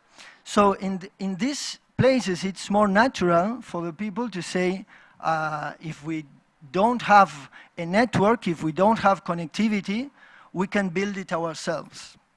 But then, of course, there's a technical barrier, there's the information barrier. And so, well, many groups are working on different solutions that try to lower these barriers. As, for example, in Altermundi, we're working, well, with some people in Gifinet, in Freifunk, in Linux, in different projects, now since Eleni, developing a complete set of tools that enable people without previous knowledge about networks, about deploying networks, to build their own community networks. And this is that picture is actually the town the village where I live. The blue dots are wireless nodes of the community network, and this is deployed by the people. At first, of course, we started because we started experimenting in this place. But then now it just grows with people getting together in workshops and sharing the knowledge and using a set of tools that is designed to that end.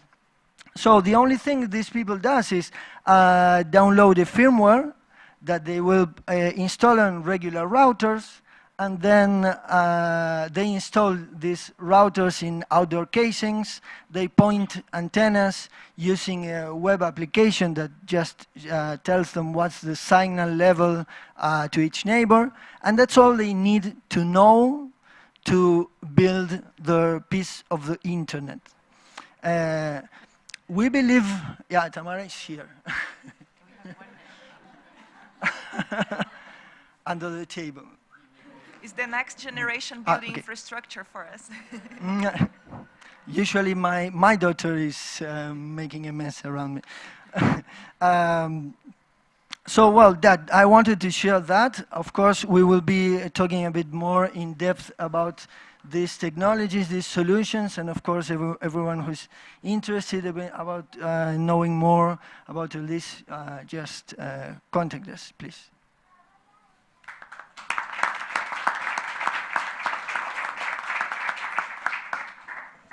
Thank you, Nico. And Nico and some others are designing a router, and we'll have questions after.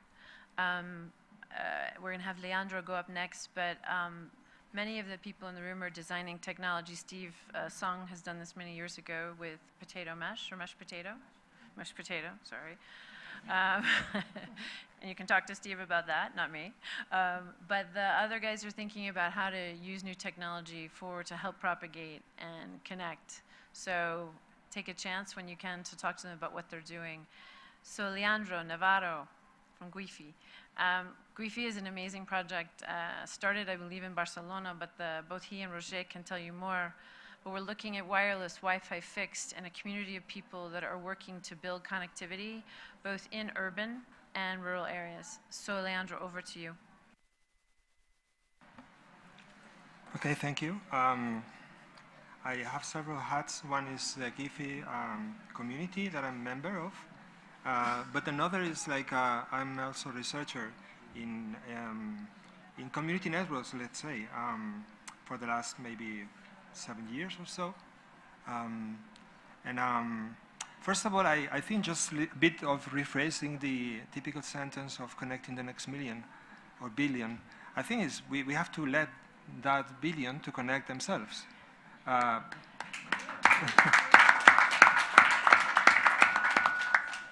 Because, I mean, I think it's not about funding. The major roadblock is not funding. The major roadblock is not technology. It's not even the high-performance technology. It's the, let's say, the high-impact technology, the commoditized technology. Most or all of the community networks started because suddenly Wi-Fi was not that fast, but was so cheap. And people could play with it. It became a commodity. They could plug it like Lego blocks, and then you could build your own networks. And that is the most important thing, is letting people have the knowledge to build their own networks, because they will know how to do it locally. And maybe we don't really understand exactly where are their needs. And when I hear about, like, for instance, public efforts, it's fine, it's welcome, but it's related to politics. So it covers some space. We know already about the for-profit initiatives in which a company comes and provides access and they get money back. And well, it works for some, but it doesn't work for many others. And I think community networks are more in terms of participation. It's not even do it yourself. We don't do ourselves networks. We do it together, because a network implies like a community that many nodes that connect with each other. And as a friend used to say in the European Commission, there are some models which they are not ready to work in a competitive market simply because there is no surplus. And then, but you know, there is another model, which is the cooperative model. In fact, the internet exchanges show that at another level, and shows that it works quite nicely. So then the initiatives that are known about community networking are based on a collaboration between the people in a given area that decide that they want to have their own infrastructure. Of course, later on they connect to the internet and they become internet citizens, but most of it is about local infrastructure, local connectivity, local content, and then of course you can connect to the internet and enjoy being online or being part of the world. So it's about participation. And I think one of the most important things that I've seen in all these years, beyond technology and technology innovation, is that people came up with a model which is really, it's a very old model of managing common resources, which is a commons model, which is being used for ages to manage like natural resources like fisheries or common forests, water supplies, things which are required for a given for everyone in a community to survive. And in a sense, nowadays, being part of the, let's say, digital world, it's a necessity. So, well, I think we can learn a lot from these commons-based models. If you read documents from Elinor Ostrom, she explains the principles of natural commons.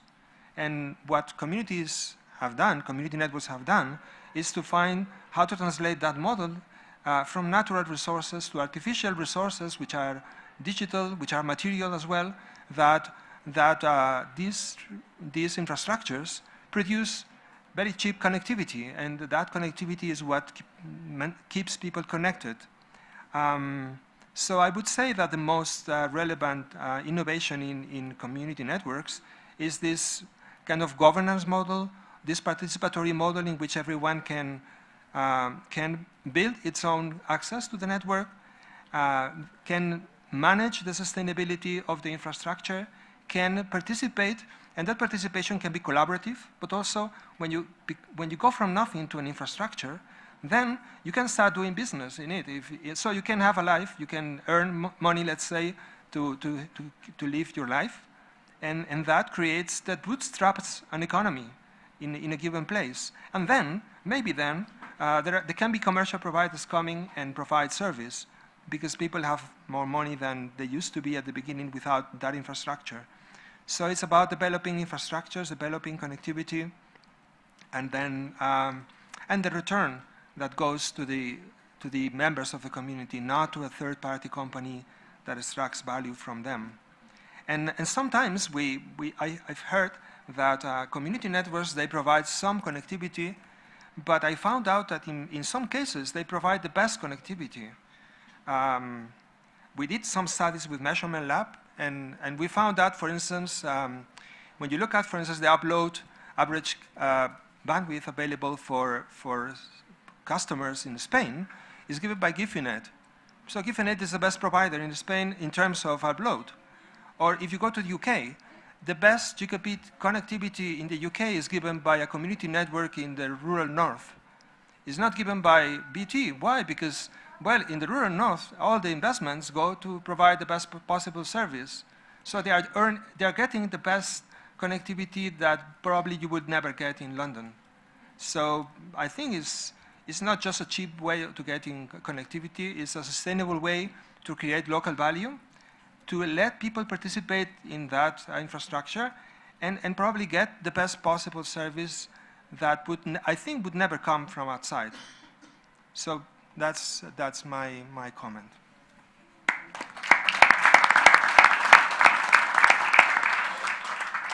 Thank you, Leandro, and thank you for that excellent point about it's doing it together versus do it yourself, and the power of the community coming together to decide what they want and to connect. And that's critical, because if we try and impose something on communities that we don't know, don't understand, whether it's religious, social, other, it's not going to work.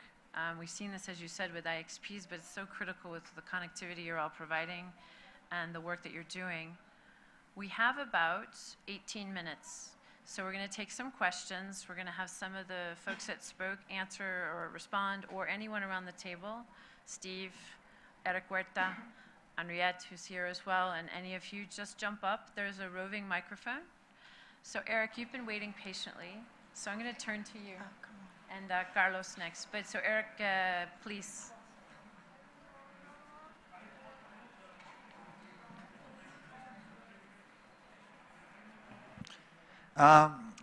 So as we see in this panel, I think that in the first panel we were asking a question if it was an economic matter, it was a technical matter, if it was a cultural matter. But now it seems that it's a regulation matter. No? And but the thing is that this thing has been discovered a long time ago. No? I think the first cooperatives in Argentina, how old they are, like probably 50 years. And it was something that the government couldn't give them communication and just let the people do it by themselves and grant them access to the fiber or to the backbone of Argentina.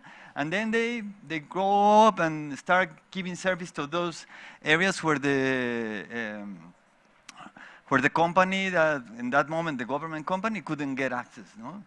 So we see the Wi-Fi. So most of these projects have been successful because they can access to some sort of a spectrum that it's free, so they can develop themselves and get to these places where people haven't got, where the companies haven't get. So the question is why, if we know that from so a long time, we keep doing the same stuff and spending millions and millions in universal service funds just to give them to big companies that are not sustainable in those areas. So that's the question, no? Why? Excellent question, Eric. And it is one that we've seen. For those of you that don't know what a universal service fund is, these were created many years ago for basic connectivity for telecom. Governments put a tax on the networks or the services. The service providers paid into a fund. The fund was held by the regulator in most instances, or the ministry. And the idea was that you would administer these funds to start up networks, provide connectivity in other areas. Mike and Steve are some of the experts on this. I know from having the work that they've been doing. We've seen innovative use of some of those universal service funds, but Some of them sit millions of dollars not being utilized. Why not tap into some of that? And that's what we can do to speak to governments and say, give the community network some of this funding to try and start up. Carolina, who's here, has to leave, and you have a question or a clarification. Sure, thank you. So as many of you might know, I have joined Facebook recently on the Global Connectivity Policy team. And I actually want to do some clarifications regarding some of the statements. So first, I think over the years, and even before I was there, folks really try to engage with stakeholders locally. We don't have just a policy team, we actually have a partnerships team, a growth team, and things like that, that are transversal teams around the world, and it's wonderful to see actually how many local community-based partnerships these folks are developing on the ground. So I had tons of examples, but I'm happy to talk to you more later. But I just wanted to clarify that taking free basics aside for a moment, some of the projects that were mentioned in terms of the telco infra project and the express Wi-Fi and even Aquila, which is the plane, they do provide connectivity to the whole internet by extending to remote areas the infrastructure that the telco operators were not able to expand to those areas. So we are really trying to partner with governments, community, and the telcos on the ground to actually invest and lay down infrastructure to those areas that the telcos don't have interest to invest. So I just want to clarify those projects. And there are actually a couple of videos online setting our 10-year strategy on that, introducing all these projects, if anybody want to check that. Thank you. Thank you, Carolina. And I know many people are interested in whether or not you have a foundation where they could obtain grants. So if... Yeah, I know, right? Until October, I was asking money. Now I'm giving. But Carolina's around this week, and I'm going to turn to Steve in a minute, but Carlos over here, Martinez from LACNIC had a question or something to add. Is there the microphone that's running around? Thank you. Okay.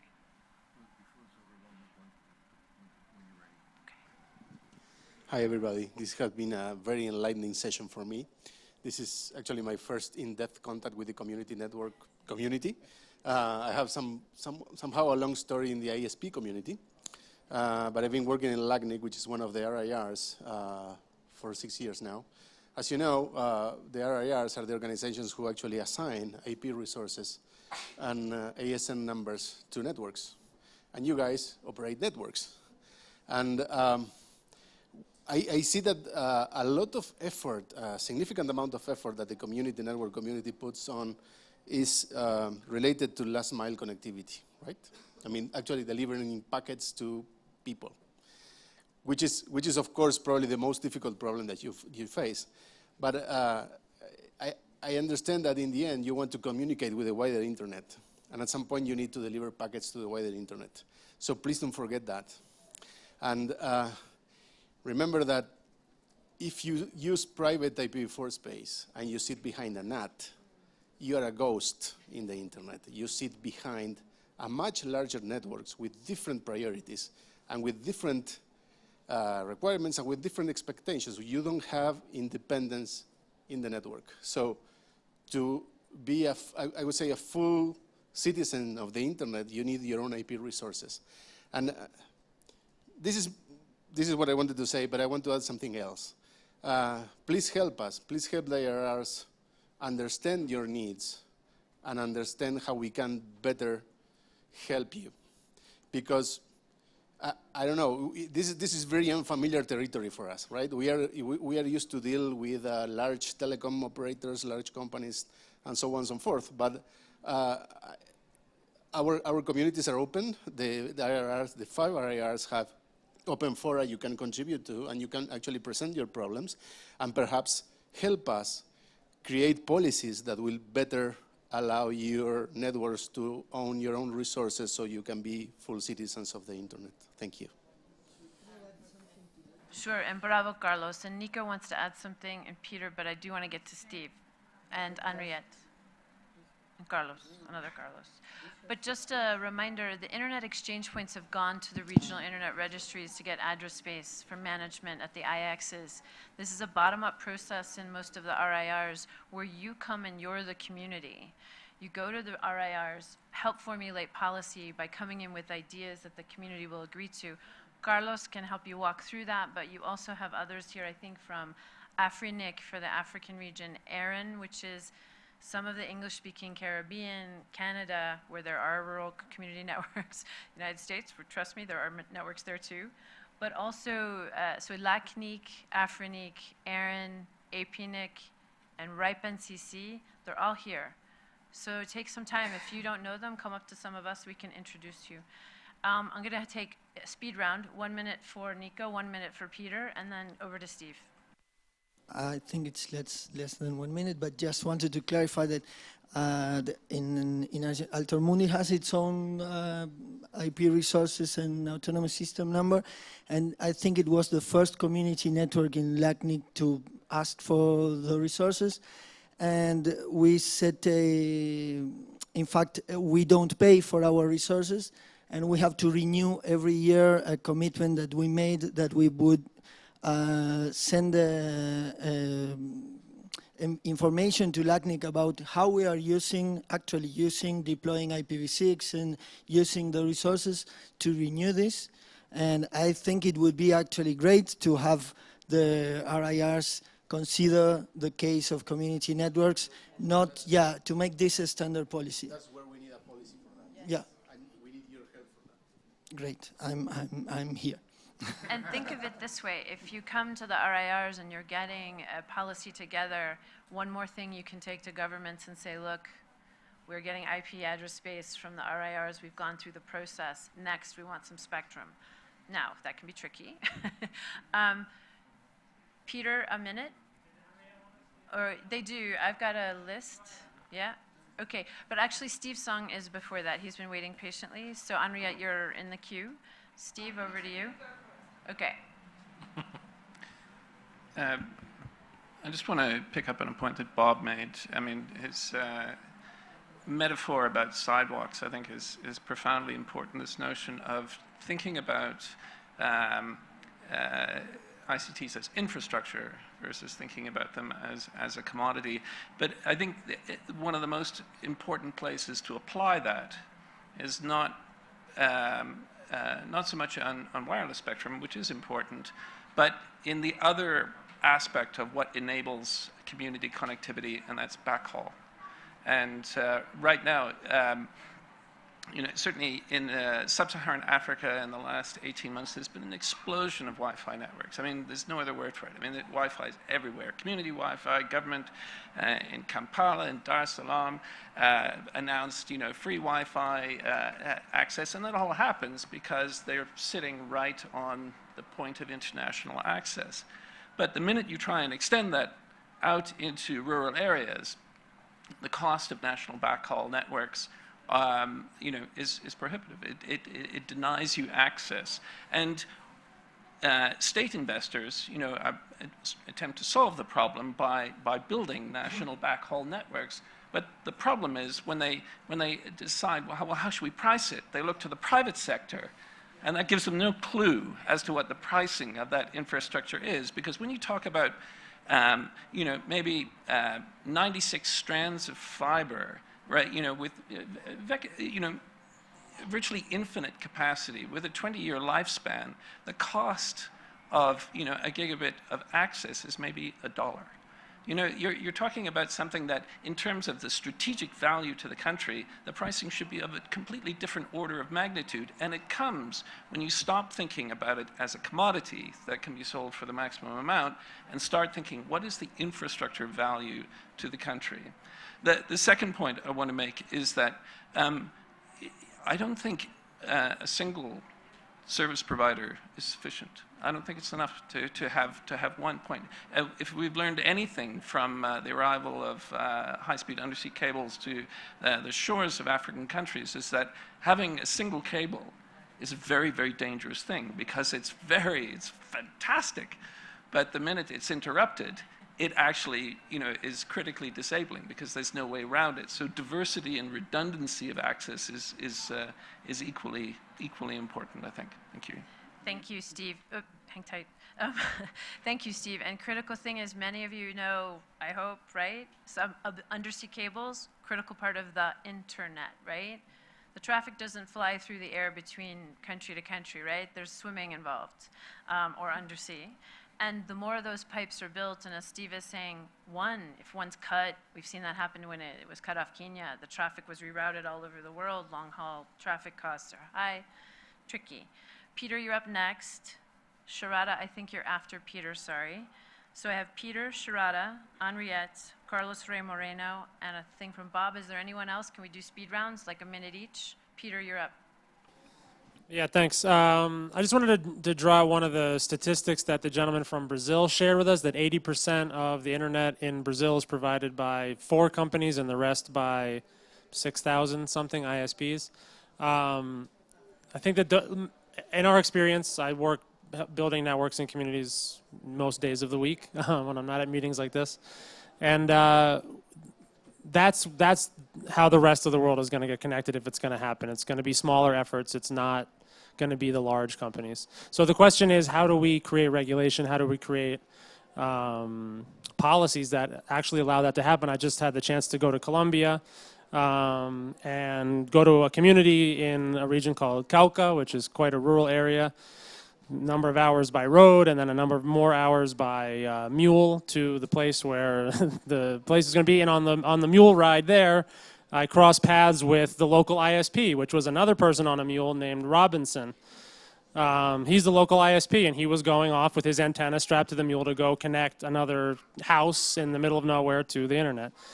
And so I started talking to him about his network and sort of how precarious his network is and all the sort of stuff that goes out. And he had like 60% packet loss on one of his towers and all this stuff. And I said, but what's your biggest challenge? Because here we were, it was raining, we were on the mules like 6 hours from any electricity or anything. He said, it's the amount of money I have to pay for backhaul. I pay $300 a month for an ADSL line of 20 megabits. And that I have to share to all of my customers, and there's like 400 or 500 customers. And I can't afford to buy any more because then I have all the costs of the rest of my network. And that really made me think, that's a huge piece of this. And for example, the municipality that he lives in, he's getting that from the city. His municipality, which is much closer, there's a national fiber optic network that the country of Colombia built, but there's no interconnection policy.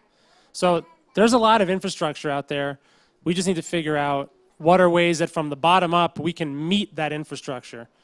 Not so much build the internet to people, but figure out how where people are coming from, they can build towards what they want to have and to connect and be able to connect in terms that are fair and take into account all of the challenges that means for them.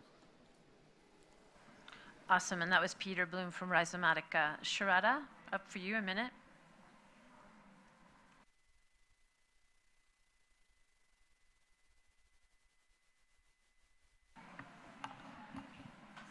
Am I audible? Yeah. My name is Sharda, and it's a great honor and pleasure to be here. I'm a research fellow at the University of Pennsylvania, and I wanted to thank all of the speakers on this panel for the experiences that they've shared, because it has been really educative for me as a researcher. The question and the comment that I wanted to make are linked. The thing that I wanted to say is that I think that there are two separate conversations that are happening. If we are to look at internet as and connectivity infrastructure as infrastructure and not necessarily as commodity, then we are looking at it as pathways to social, educational, health outcomes. And we are talking, however, when we talk about metrics and outcomes with respect to what we measure in terms of connectivity to measure growth of networks, we talk about number of nodes, we talk about speed, we talk about bandwidth, we talk about growth rate, number of people that we reach per year. I think that there is very little conversation in terms of how the internet necessarily ties to the social and educational outcomes. And I think that's an academic challenge I face as well, because it's often a correlation, not a causation. But I think to the extent that we are talking about things like speed and bandwidth and connectivity, I think often that's why we're looking at the internet as a commodity and not necessarily as much as a gateway to other things. And I wanted to hear from the panelists specifically on how they think that language or those two languages can be linked together, what ought to be given priority when talking about community networks in particular, and how they see this conversation going forward academically. Thank you. Thank you, Sharada. We perhaps will take up some of that on the next, when we go through the declaration. We have about 2 minutes left, and so Henriette, thank you. Thanks a lot, Jane. It's really great to have this discussion, and I think it's about time we have this at the IGF, because I think we tend to not reflect critically on what really is happening in terms of we assume that there's always progress. And I think we don't reflect critically on, in fact, how some of the solutions that are supposedly these solutions have negative consequences. You know, in Africa, when we had store and forward connectivity in the 1990s, and we then moved to IP, and the reliance on permanent connectivity when we had dysfunctional telecoms infrastructure, Africans actually for 10 years had less connectivity than they did when they relied on store and forward technology, which worked well on poor telecommunications infrastructure. You know, and similarly, I think the wisdom that you needed competition actually resulted in consolidation. Small ISPs went out of business.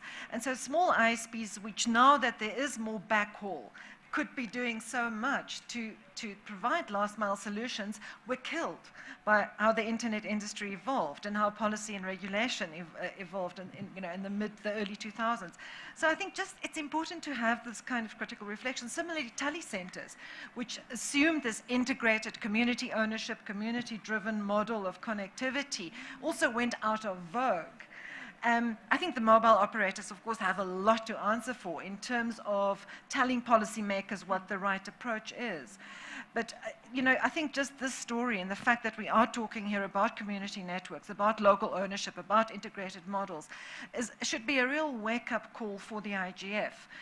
That we do need to think critically about these mainstream solutions, which in fact they've helped. I mean, there are more people that have connectivity, but there have been models that create consumers rather than empowered users. So I'm really pleased because I think we've had this discussion at the edges on the IGF, but to have it and to have ISOC involved in it is really fantastic. Carlos Rey Moreno, a minute for you. Carlos is working in South Africa on projects. Hello, thank you very much. Well, thank you very much, all of you, for all the comments. I think they resonate very much with the work that I've been doing in South Africa. And I wanted to touch on something that Nico said about lowering the barriers of entry. I think most of us are here working on that. Lowering the barrier of entry technologically with solutions like Village Telco, Libre Router, lowering the barriers of entry at the regulatory level, from the IXPs to what the work that Eric and Peter and other people are doing, lowering the barrier of entry, as trying to understand the local economies that are being developed, and that actually, as Leandro was saying, is about not extracting value from the communities by third parties, but allowing those communities to reserve that money that they are already spending on connectivity somehow into that economy and generate local economy, local employments, and other things. That ties probably on what Sharada was saying, not only in local economies, but something that goes way beyond in terms of development outcomes, that is sovereign agency. These people, for the first time, are controlling their futures rather than being controlled by the interest of other people. So, and the last point is also, so we've talked about lowering the barriers of entry of technology, lowering the barriers of entry of regulation, lowering the barriers of entry, understanding the local economies, but also lowering the barriers of entries, as Mike was saying, at raising awareness, at making people understand from the local communities to the government, to everyone, that this is possible, that this is happening, and that there are people from Nigeria, like John there, to the people in northern Canada, to Argentina, to many places in the world that are making this happening. And I think that this room is empty, that there are people here that cannot sit down, means that there is a lot of interest of this, and that now we are all ambassadors of this model. It's also our responsibility to raise that awareness and that continue lowering that social barrier of entry of people not knowing that this is possible. Gracias for that. That's excellent. Thank you, Carlos. We have 2 more people, and I'm going to ask Raul to comment during the declaration period, if that's okay. Raul Echeverria, you're on, a minute. No, Bob Frankston is Okay. after you. Thank you. And one of the, so at the Internet Society, we have a development strategy that is based basically in 4 pillars that are building infrastructure, building communities, building capacities, and trying and bringing our expertise, the expertise that we get from the work on the ground for feeding the policy debate. One thing that I love from this project, community network project, is that it's a project that crosses all the 4 pillars of our strategy, because it's about deploying infrastructure, but not only that, as Mike said. It's about building communities, empower the communities, and it's about building the capacities, obviously, for doing everything. But we are learning a lot of lessons from these experiences for feeding the policy debate. I was tempted to express my opinions many times during this debate, but really I was amazed about the quality of the speakers that we had around the table, with the experience that we had, and I say, no, I cannot say anything with these guys participating of the debate. But I think that there is a lot of material here.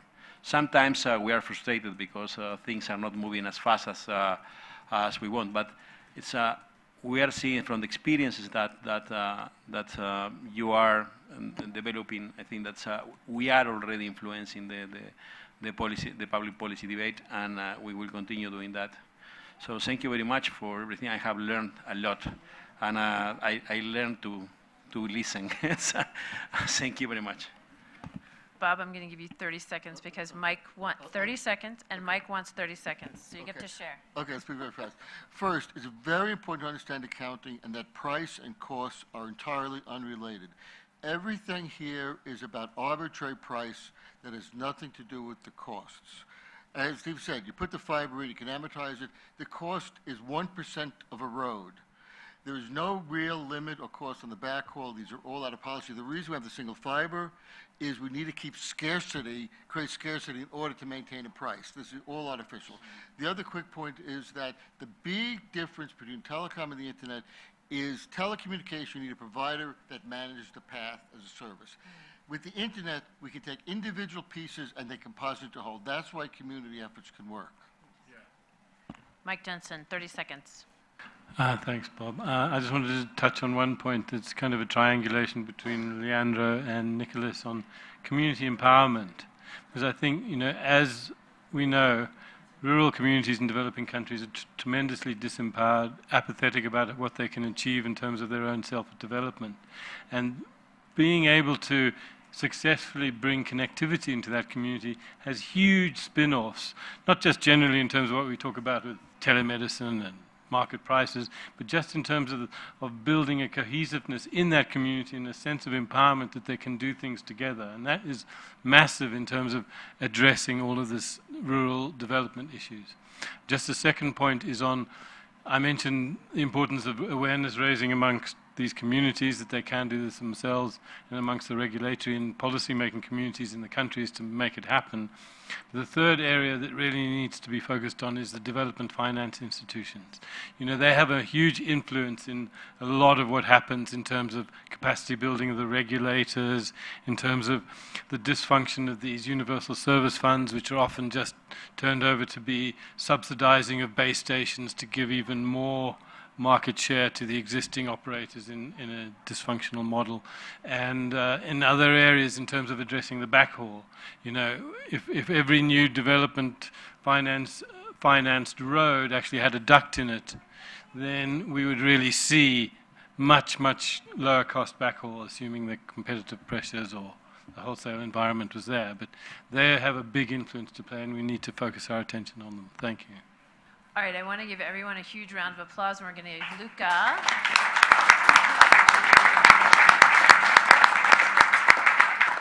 And thank you, because it's the collective wisdom that comes from the discussions wherever you are and wherever we can bring people together to make things change and happen. So thank you very much. Luca, you're in charge now. Yeah, just to have a very quick wrap up.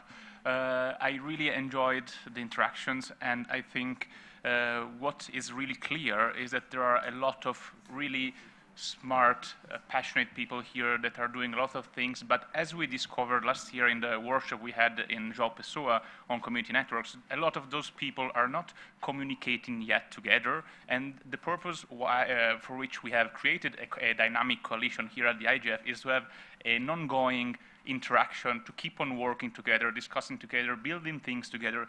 The report that we will present on Wednesday is only the very starting point on what could be done. And it is not only showing with evidence that people are already doing things, is allowing those people to share best practices, to share worst practices, to understand what they could do together and what they could do to make things together better.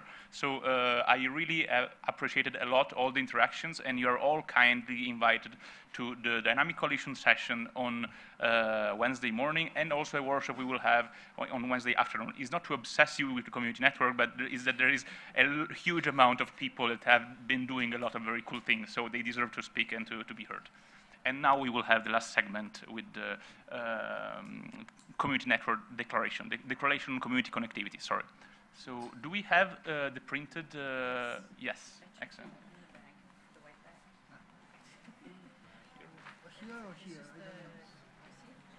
So to provide a little bit of introduction about this, we have had two main outputs that we have started producing this year.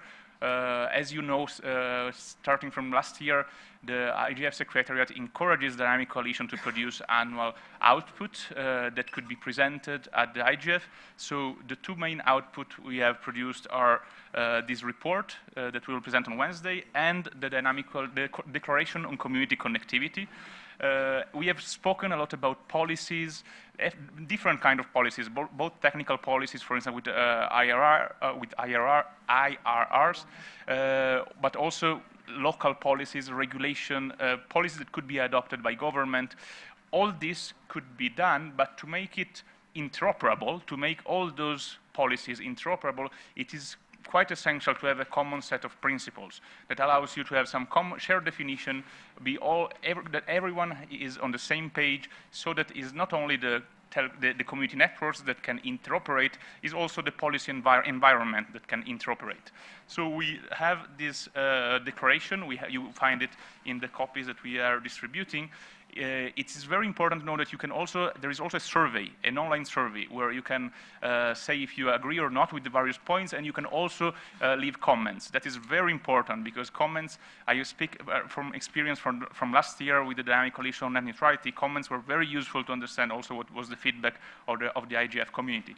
So please take the survey, tell us what could be changed, and if you want to also to do it now with while we discuss the text, you are mostly welcome. We could, I don't know if there are copies for everyone, because we foreseen 40, but I think there are many people. So in the spirit of community and cooperation, I think we can share the copies. So I think we can have small groups or 2 or 3 people reading the declaration and checking what could be changed or not. Maybe we can start with the preamble. Do you all have copies? Maybe we can wait 10 seconds to. Another is the IPC document. Luca? Yeah. They can also do it at the DC booth. Yeah. Another thing, you can also take this survey at the Dynamic Coalition booth that is at the entrance of the. Luca.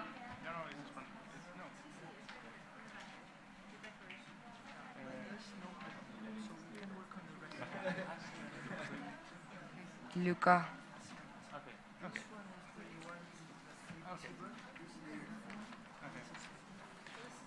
Luca, don't we have this in the website?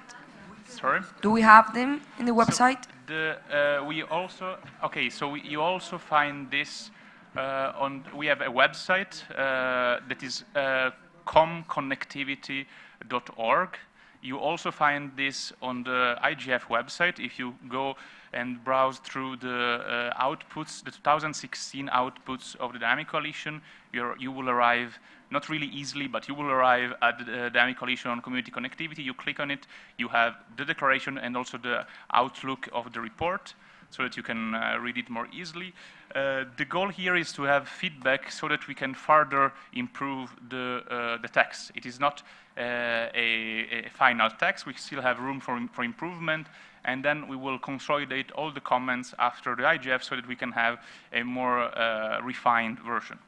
So to start, maybe we can start with the first point, which is... Does anyone need another copy because we have a left?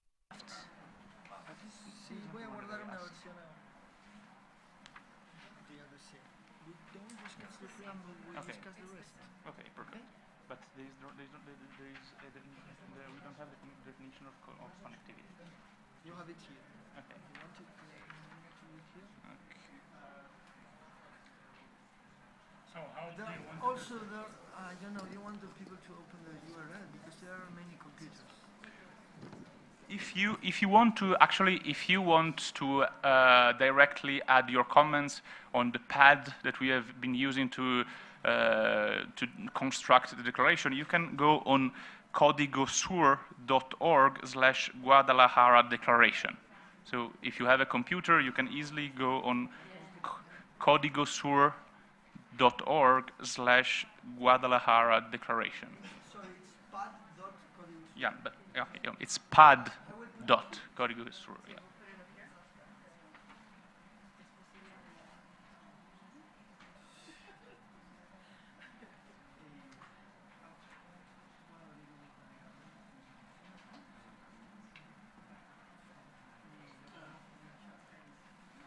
So we decided not to really focus on the preamble because the preamble is rather an introduction. The main points that we would like to discuss here are the definition of connectivity, community networks, community network participants, and policy that affect connectivity and community networks.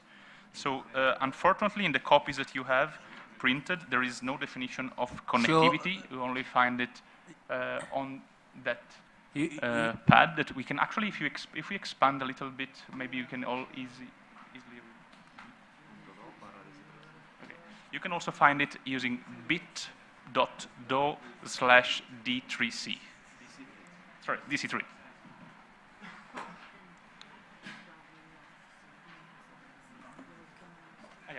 So before we start with this, I know that Raul was waiting since the last segment to say something. So Raul, please, the mic is yours. All right. Thank you. My name is Raul Plummer, working for the Electronic Frontier Finland.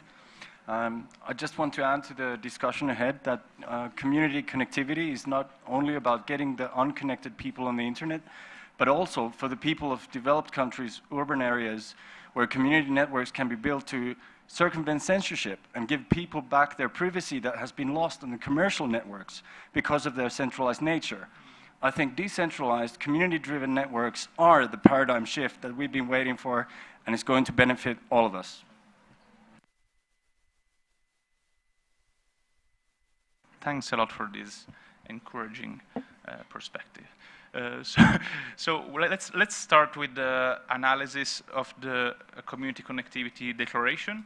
The first point is about connectivity, and we have worked on it and defining it as the ability to reach all endpoints connected to the internet without any form of restriction on the data packets exchanged, enabling end user to run any application and use any type of service via any device, as long as this does not harm the rights of others.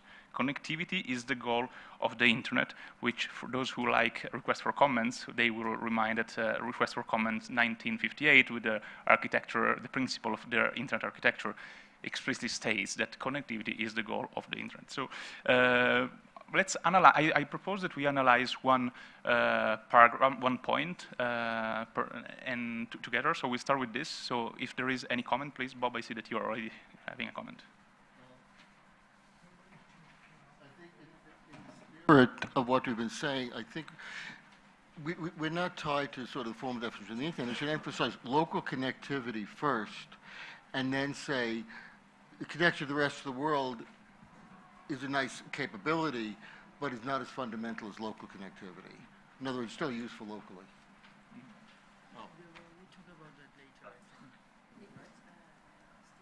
Yeah, Steve, please.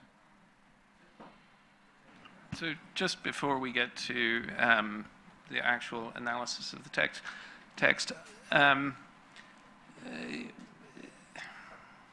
think there's an unlimited number of statements we could make and probably agree on. We're a lot of common cause among this, but the sort of precursor question for me is, what is the purpose of this declaration? What are we going to use it for?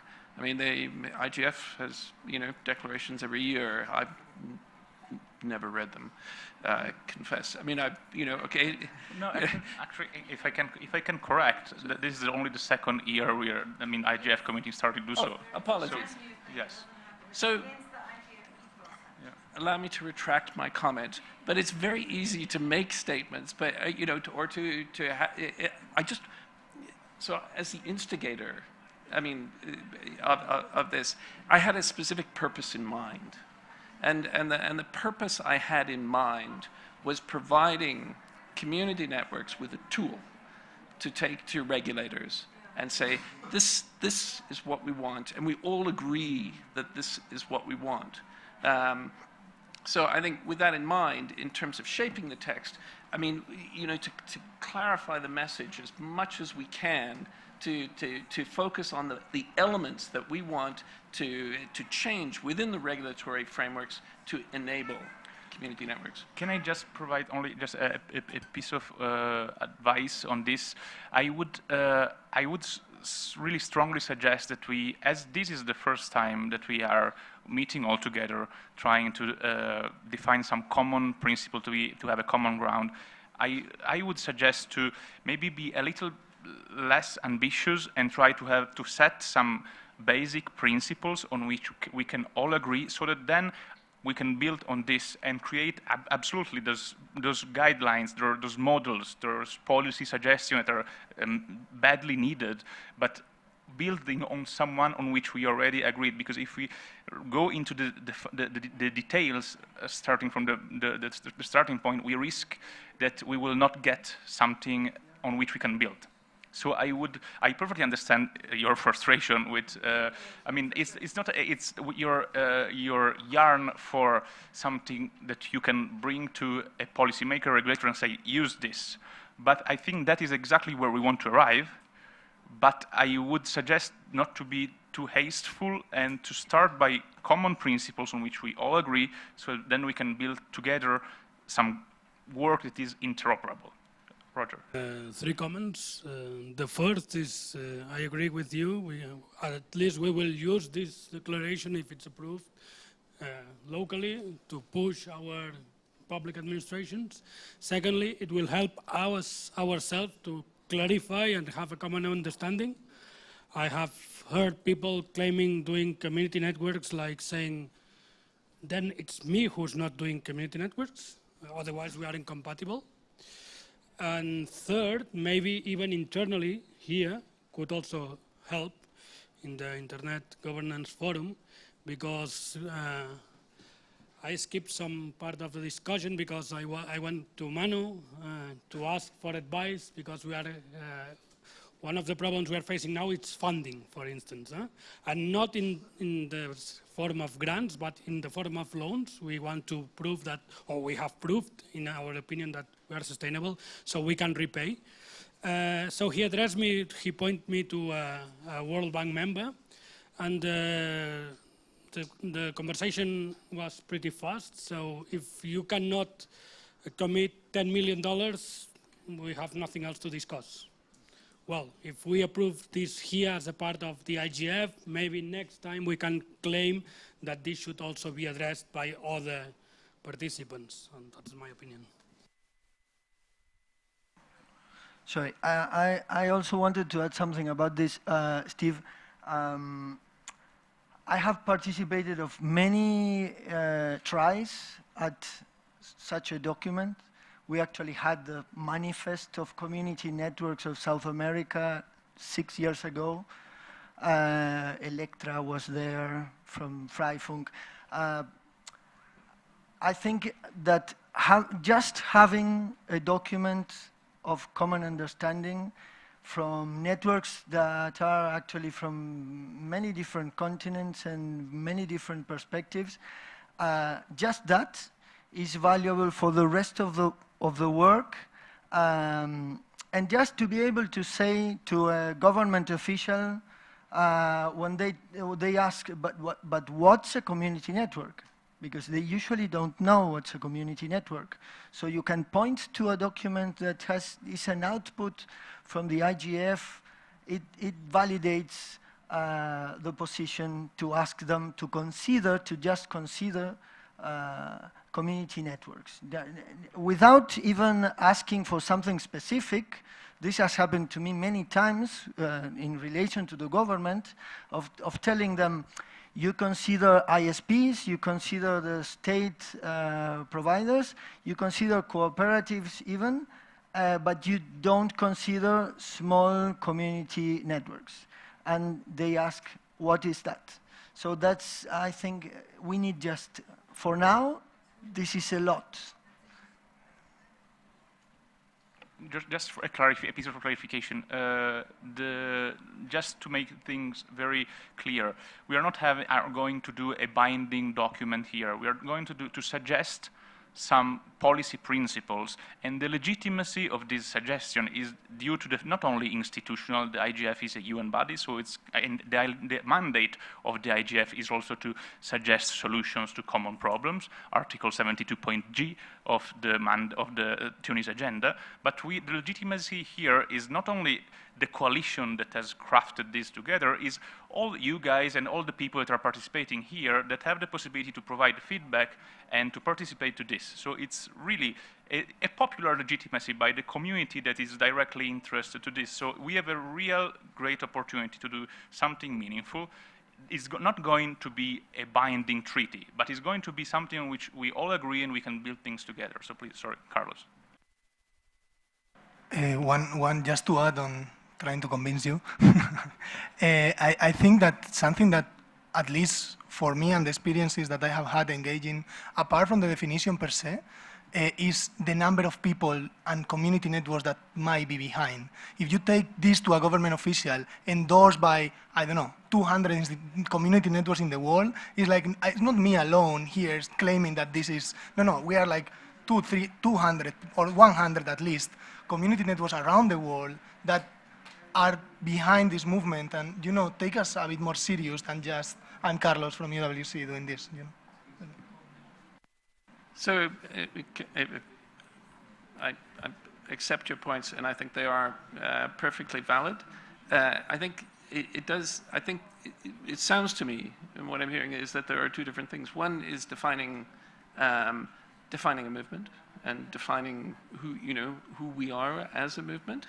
But the other one is being clear on what we're asking for, right? And I think to some degree we're mixing those two in this document, and it might be worth making that distinction, because when we get to the bit about what we're asking for, we want to. I mean, that messaging needs to be very, very sharp and targeted. Yeah.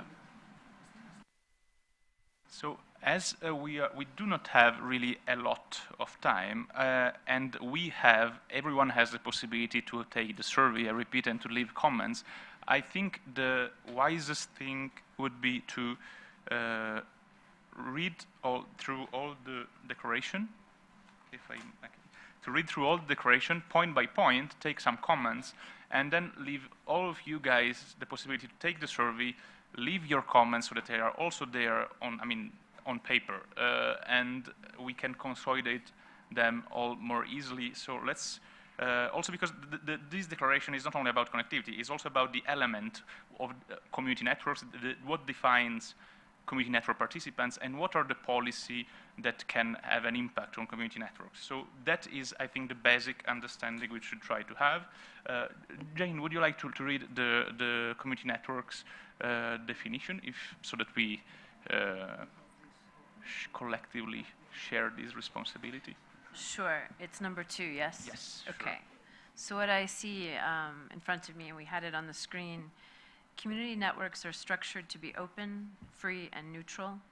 Such networks rely on the active participation of local communities in the design, development, deployment, and management of the shared infrastructure as a common resource, owned by the community and operated in a democratic fashion. Community networks can be operationalized wholly or partly through local stakeholders, NGOs, private sector entities, and/or public administrations, and are characterized by the following points. A, collective ownership. The network infrastructure is owned by the community where it is deployed. B, social management. The network infrastructure is governed and operated by the community. C, open design. The network implementation details are public and accessible to everyone. D, open participation. Anyone is allowed to extend the network as long as they abide the network principles and design.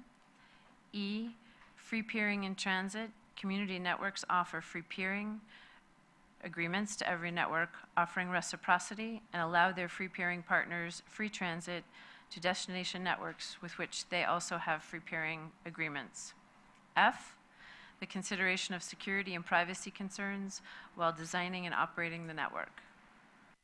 We can take a couple of comments on this before we pass to the next point. Yeah, Michael. My name is Michael Ogia. So the first thing I would say is the language overall is very good. I just recommend that we translate this into at least 2 or 3 other languages if possible, whether French, Arabic if possible. I know Portuguese obviously and Spanish, so that's my biggest point on the document overall. Do we have other comments on this specific point? Yes, please. Yeah, I just have one question about F, the consideration of security and privacy concerns while designing and operating the network. It doesn't actually say what that is supposed to mean. What are the considerations? The conclusions could be anything. The meaning was to that. No, I can guess at the meaning myself. I'm just saying it doesn't actually. I will let Christian explain it because he was at the origin of this point. Well, I'm saying I'm sure he will. I'd like to hear I can guess the meaning of it, but it's not explicit. Is the point that I'm making?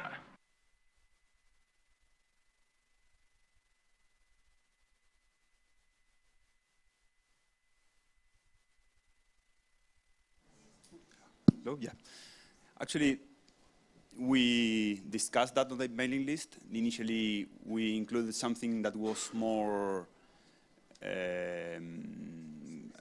explicit, yes. And actually, what we would like to reflect there is that the networks are, the user's privacy is a concern while creating the network.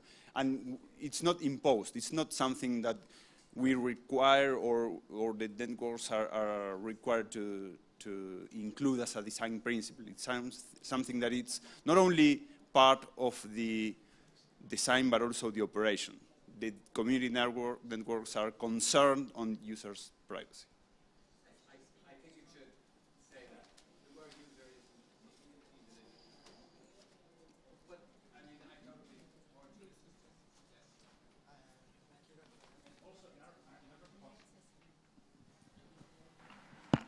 Another point is that, as Christian was mentioning, this text is something that we have been trying to craft over past 3 months on a mailing list. And another point is that this mailing list is open. So if you search on the IGF website, the mailing list, you can easily join it. There are already more than 100 participants, and this kind of input is extremely valuable. And again, if this comment is very good, and you could add it directly on the survey so that is registered. I think Roger had a comment. Okay, one there and then Roger.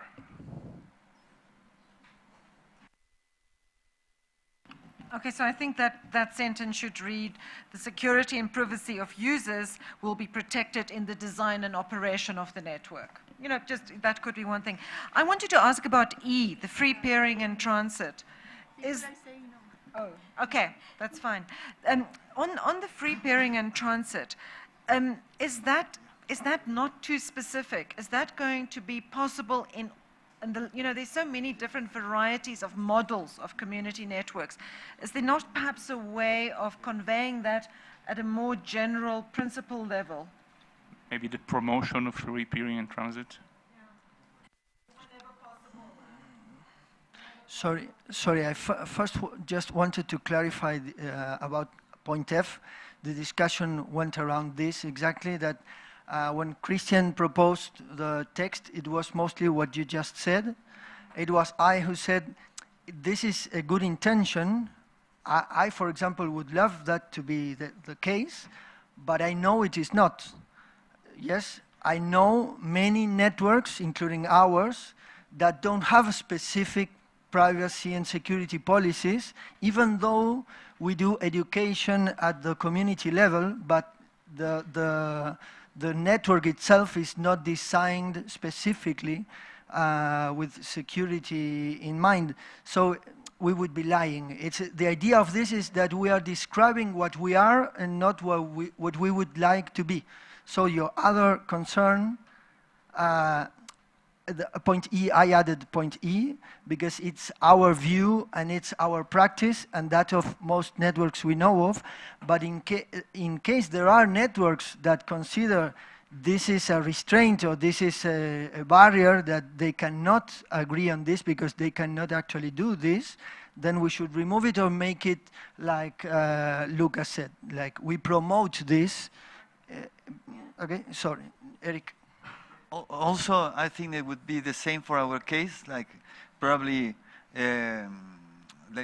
when possible, because of the architecture of our network, for instance, in the case of mobile communications, we might be able to do this free peering, but for instance, if a big operator says, hey, we're going to do free peering, but you have to put a set of stuff in our network so that we could do peering agreements or actions, that will maybe get difficult for us to do it. It's just a question of architecture on the network. So I'd agree that should be the word probably say when possible and something like that. Yes. It was edited. You edited? Okay. Yeah. I think Roger, very quickly, Roger and Bob, so that then we can pass to the next point. Just to let's do Roger, Bob, and the lady there very quickly, please. This is about point F? No, just about point F? About whatever point you want in this paragraph. Point F, I have a lot of concerns, and I would propose even to remove it, because we could even face problems with net neutrality, or at least openness, and this kind of things, or at least I wouldn't go any further. And regarding point E about free peering and transit, and here I have to be a bit evil. Yes, we are doing community networks, but we want to be sustainable and we want to avoid this the tragedy of the commons and free. And this point, I mean, is promoting. Or at least it's pushing towards this. It took us a long time to realize and formalize these concepts. I would propose to say that it will be cost-oriented. At least this is how we do it internally. Sorry, just a small comment. That point is really long because it tries to convey a very specific idea, that is that you don't give transit to networks that are a cost to you. I'm not even saying this. No? Okay, so we can of course keep talking about this, but the idea is exactly that you shouldn't have a higher cost of operation of your network for giving transit to networks you have free peering agreement with, okay? You are not giving me transit to internet, okay, to the internet. Okay. Can I just propose we add a promote in both points so that it's promote free peering and promote the consideration of security and privacy, because those are, seems to me, the most controversial points. So if we put at promote is an aspiration, not really a characteristics. And you cannot, if you don't want to promote, don't do it. But so Bob, very quickly, and then the lady there.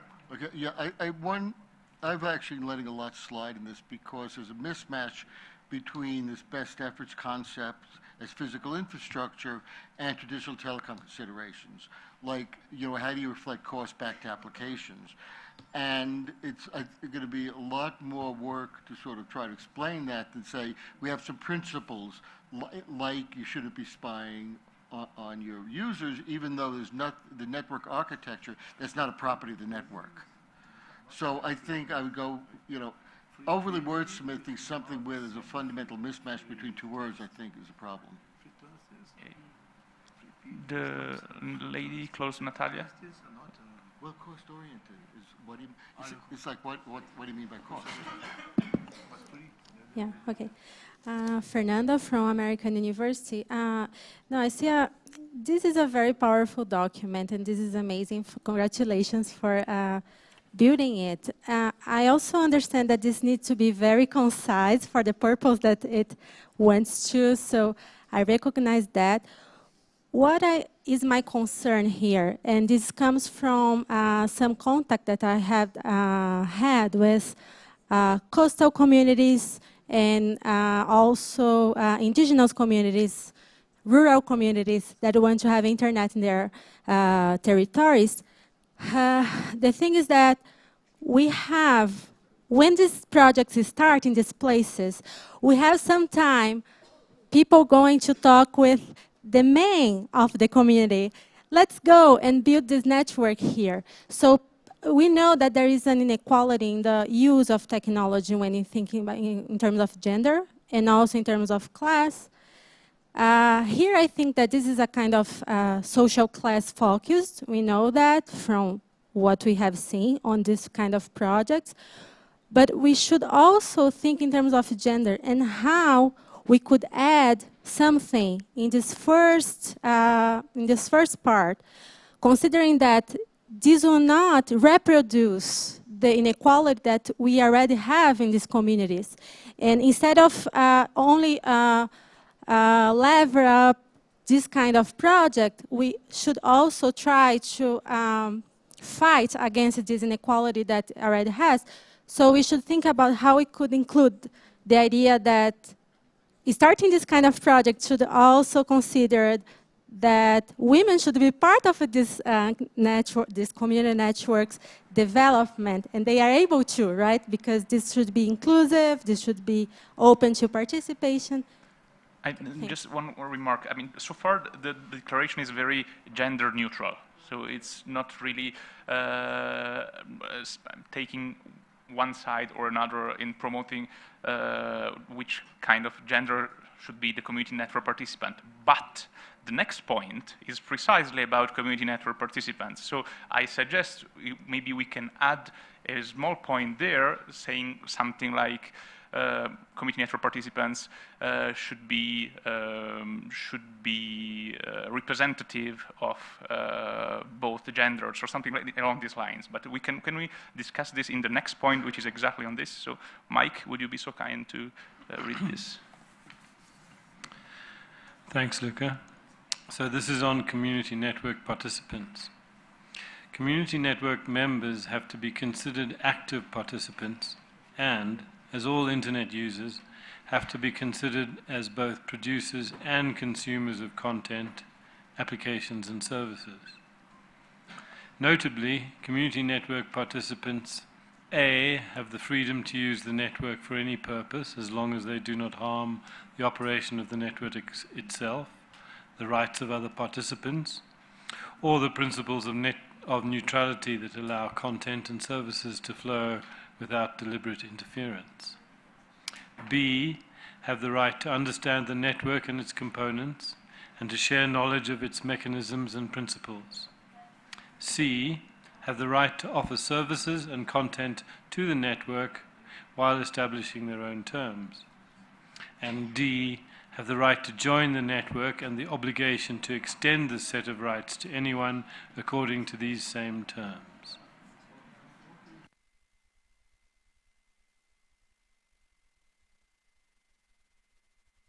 Thanks a lot. As in small modifications I would like to propose is to better phrase the allow content and services to flow without deliberate interference, to modify it with content applications and services to flow without deliberate interference. I don't think there will be any opposition on this. Do we have any? We have already considered the gender balance promotion. Is there any other? And we will not be able maybe to have a final wording here, but we can discuss this on the mailing list in the next weeks. I know Leandro has a comment. Yeah, one short comment also emerged during the discussion in the mailing list. If you look at the number 2 and number 3, in fact, what we try to do is define what is characteristic of community networks, which is different from what opportunities, how we can shape a community network. So, for instance, if we talk about gender balance, I think the characteristic of community networks is the imbalance. Yeah.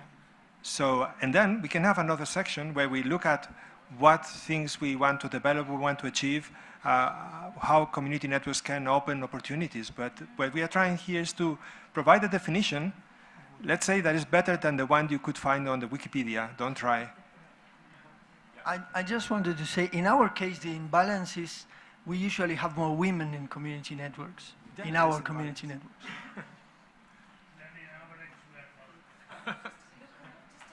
Yes, Henriette. Sorry, so I wasn't part of the drafting, so I don't know what the thinking is.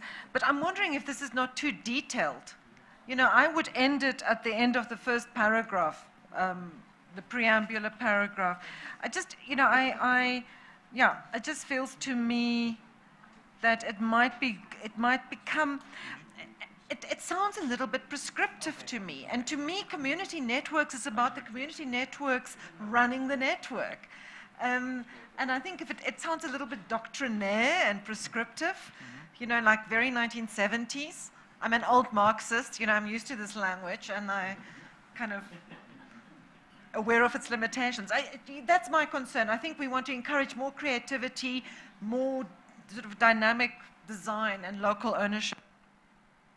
But again, this is just about the feature that we have, that we can all agree on at this moment because we know that they already exist. Now, nothing in it impedes to add something more. And exactly as, I mean, I really see this kind of document as IETF request for comments. Nothing impedes that you update it with a new one in a couple of years when the things will have evolved. I consider this as policy standards. So if we try to agree on this, and then when we will know that something different has changed, we will update it, and the list will always be there, and the community, I hope, will always be there.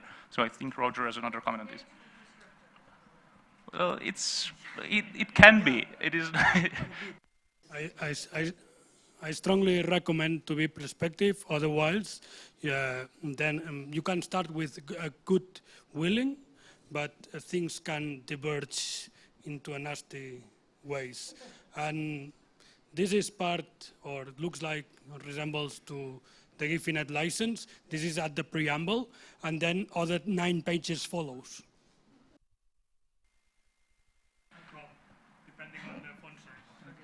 So one comment from Carlos, and then we pass to the last point. I like the idea of the simplification on the one hand, but on the other hand, I also agree with Roger, and I think it's become obvious and obvious with time that if we want to be talking about the same thing, we need to be a bit prescriptive, because then you have, like in townships in South Africa, you have these wireless ISPs that are not community-owned, that are providing a network in the community, and then they find themselves as community networks. And then it's confusing. It's very confusing. So trying to define at least a bit of what we are trying to achieve and differentiate ourselves from other people that might appropriate the meaning of what we are trying to do, I think it's important as well. So, yes. I mean, there are already a lot of declarations and agreement, but they differ and they are maybe very long. So the purpose was to have a consolidation of the core elements that could be shared by everyone. So let's go to the last point, policy affecting connectivity and community networks. National as well as international policy should facilitate the development of community connectivity and the deployment of community networks.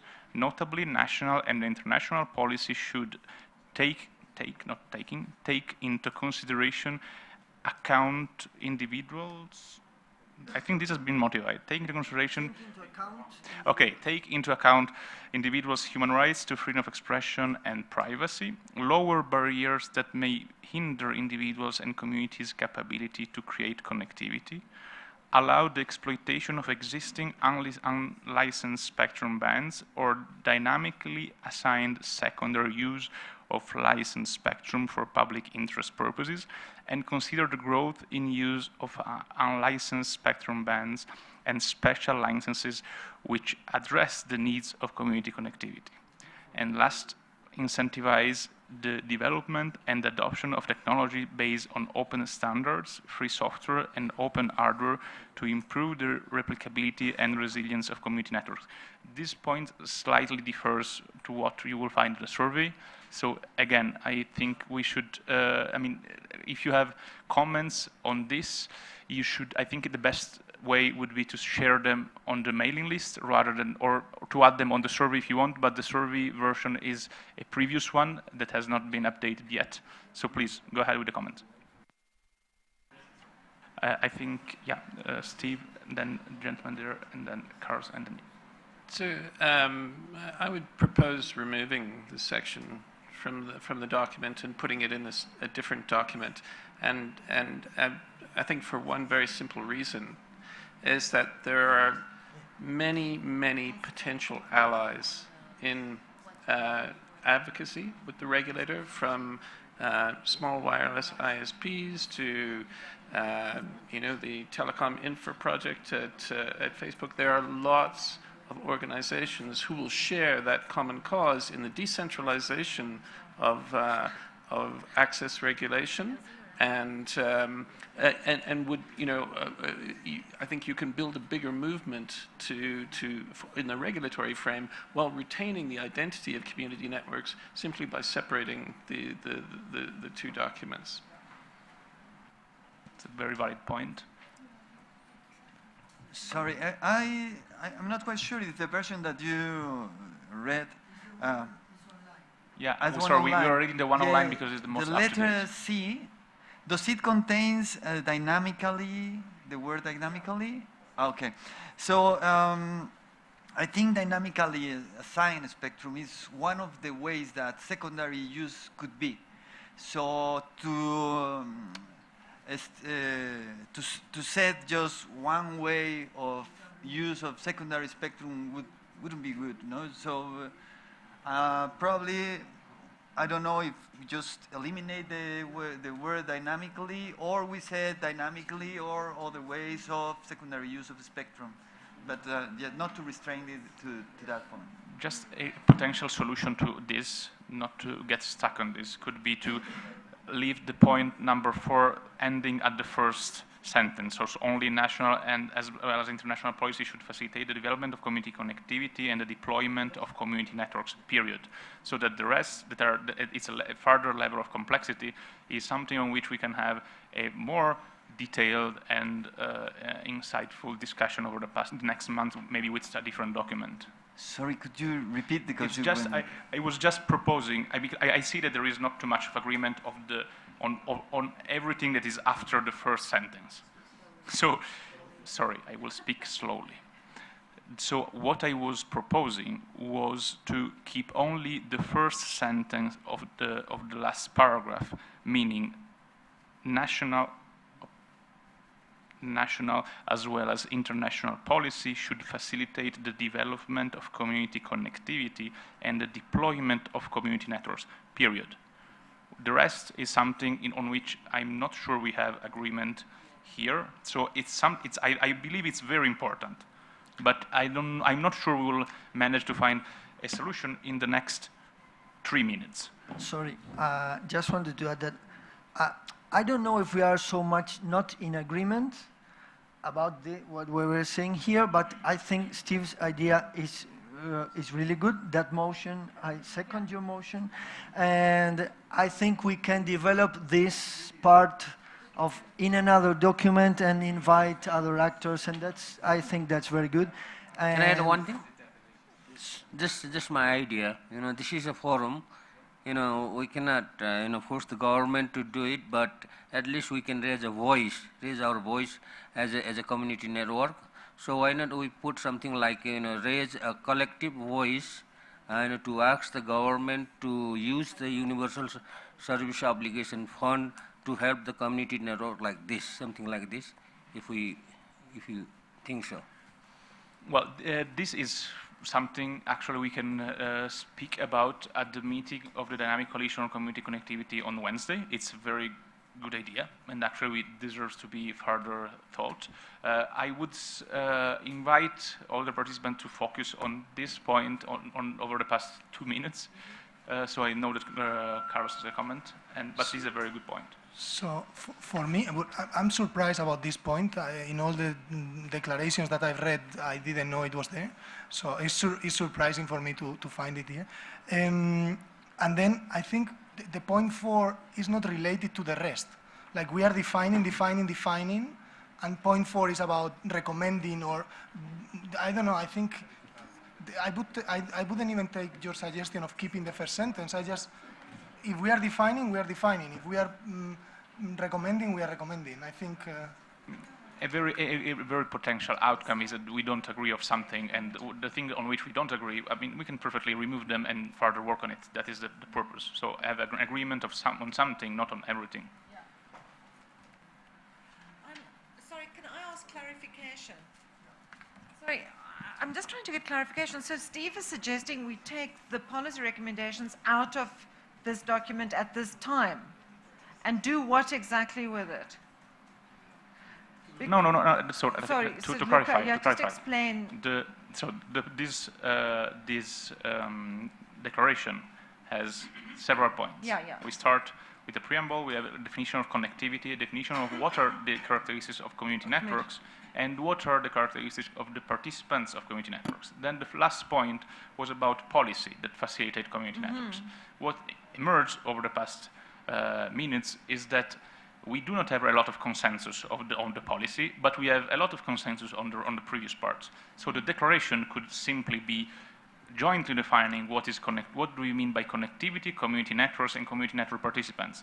The work on the policy is something that we can perfectly do with a further document that could be some policy suggestions, for instance, on community networks, and we have a lot of time to doing it, and maybe that could be an objective for next year with the Dynamic Coalition, or as Jane was also suggesting, maybe we can do it in partnership with the best practice fora. There are a lot of options on the table, but it could be better here to agree on something, and as we have a lot of agreement on the first points and not on the last one, I think it may be better to remove the last one and to further consider it. And we actually, when we create this second document, or even maybe we will have other documents to add, we will just refer to this base document we have agreed on. I think that's already very important. It is really, we have to highlight that there are people doing community networks that are working since 15, maybe 20 years, and this is the first time we have not all, but a lot of those people agreeing on something in the same room. So if we agree on what is connectivity, community network, and community network participants, that to me is already quite extraordinary. The next, well, so far I think we had reached an agreement on the first points. What we can do next, I think, is something we should discuss together at the Dynamic Coalition meeting on Wednesday at 10:30. We will have the presentation of the report, and we can keep good 15 minutes at the end to discuss the very good suggestion of trying to jointly raise our voice to have community networks upper in the political agenda, and to define what could we do next, such as, for instance, policy recommendations on this point. We can take two, let's say, Rolando, we can take two final comments, and then we will close.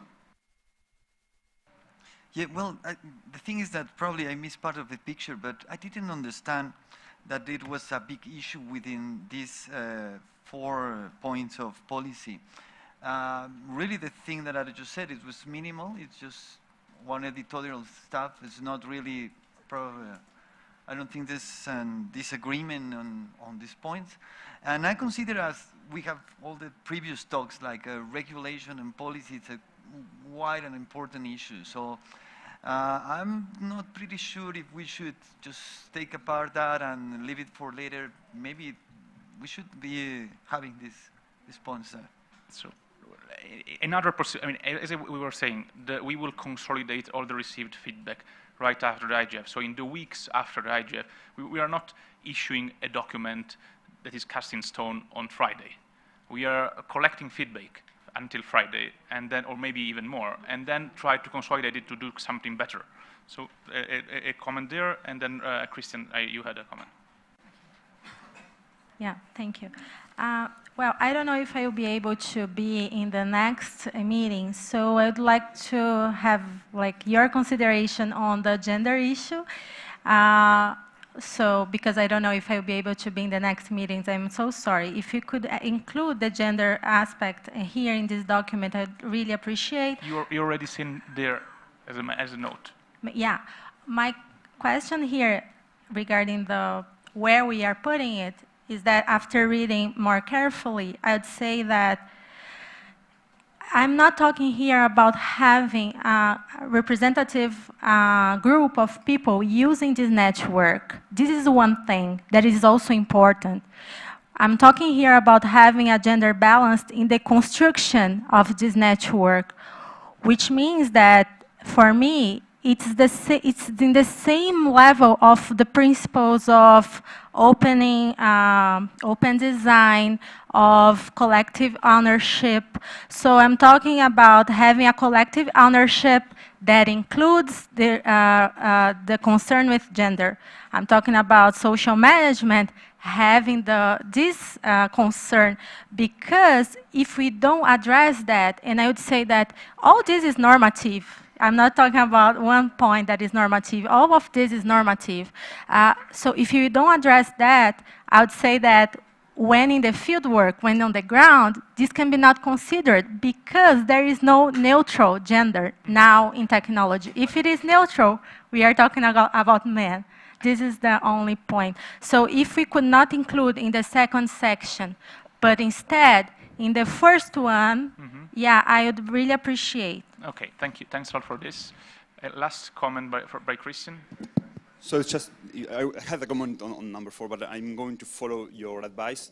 So that we will be discussing this, and a question on the procedure. Is it going to be on the mailing list during the week? And if it's not the case, I will encourage everyone to join the mailing list. You can probably add your comments on the mailing list, so you can contribute as I'm going to do on number 4. And, well, we can share it. Everyone, obviously, it is invited to join the mailing list. Everyone, especially those working community networks, are invited at the Dynamic Coalition meeting on Wednesday at 10:30. Check the room on the shed, and we can share it on the mailing list. But I'm not sure that people that are going around for sessions during the week, will have also time to carefully consider the tweaks on the mailing list. So we can obviously share it on the mailing list, but I would suggest that to take a little bit of time, maybe the week or the couple of weeks after the IGF, to do this carefully and in the most well-done fashion possible. Having said that, I hope you will be all at the meeting on Wednesday. Thanks a lot for the participation, and apologies for being 15 minutes delay. Thank you. Bye-bye.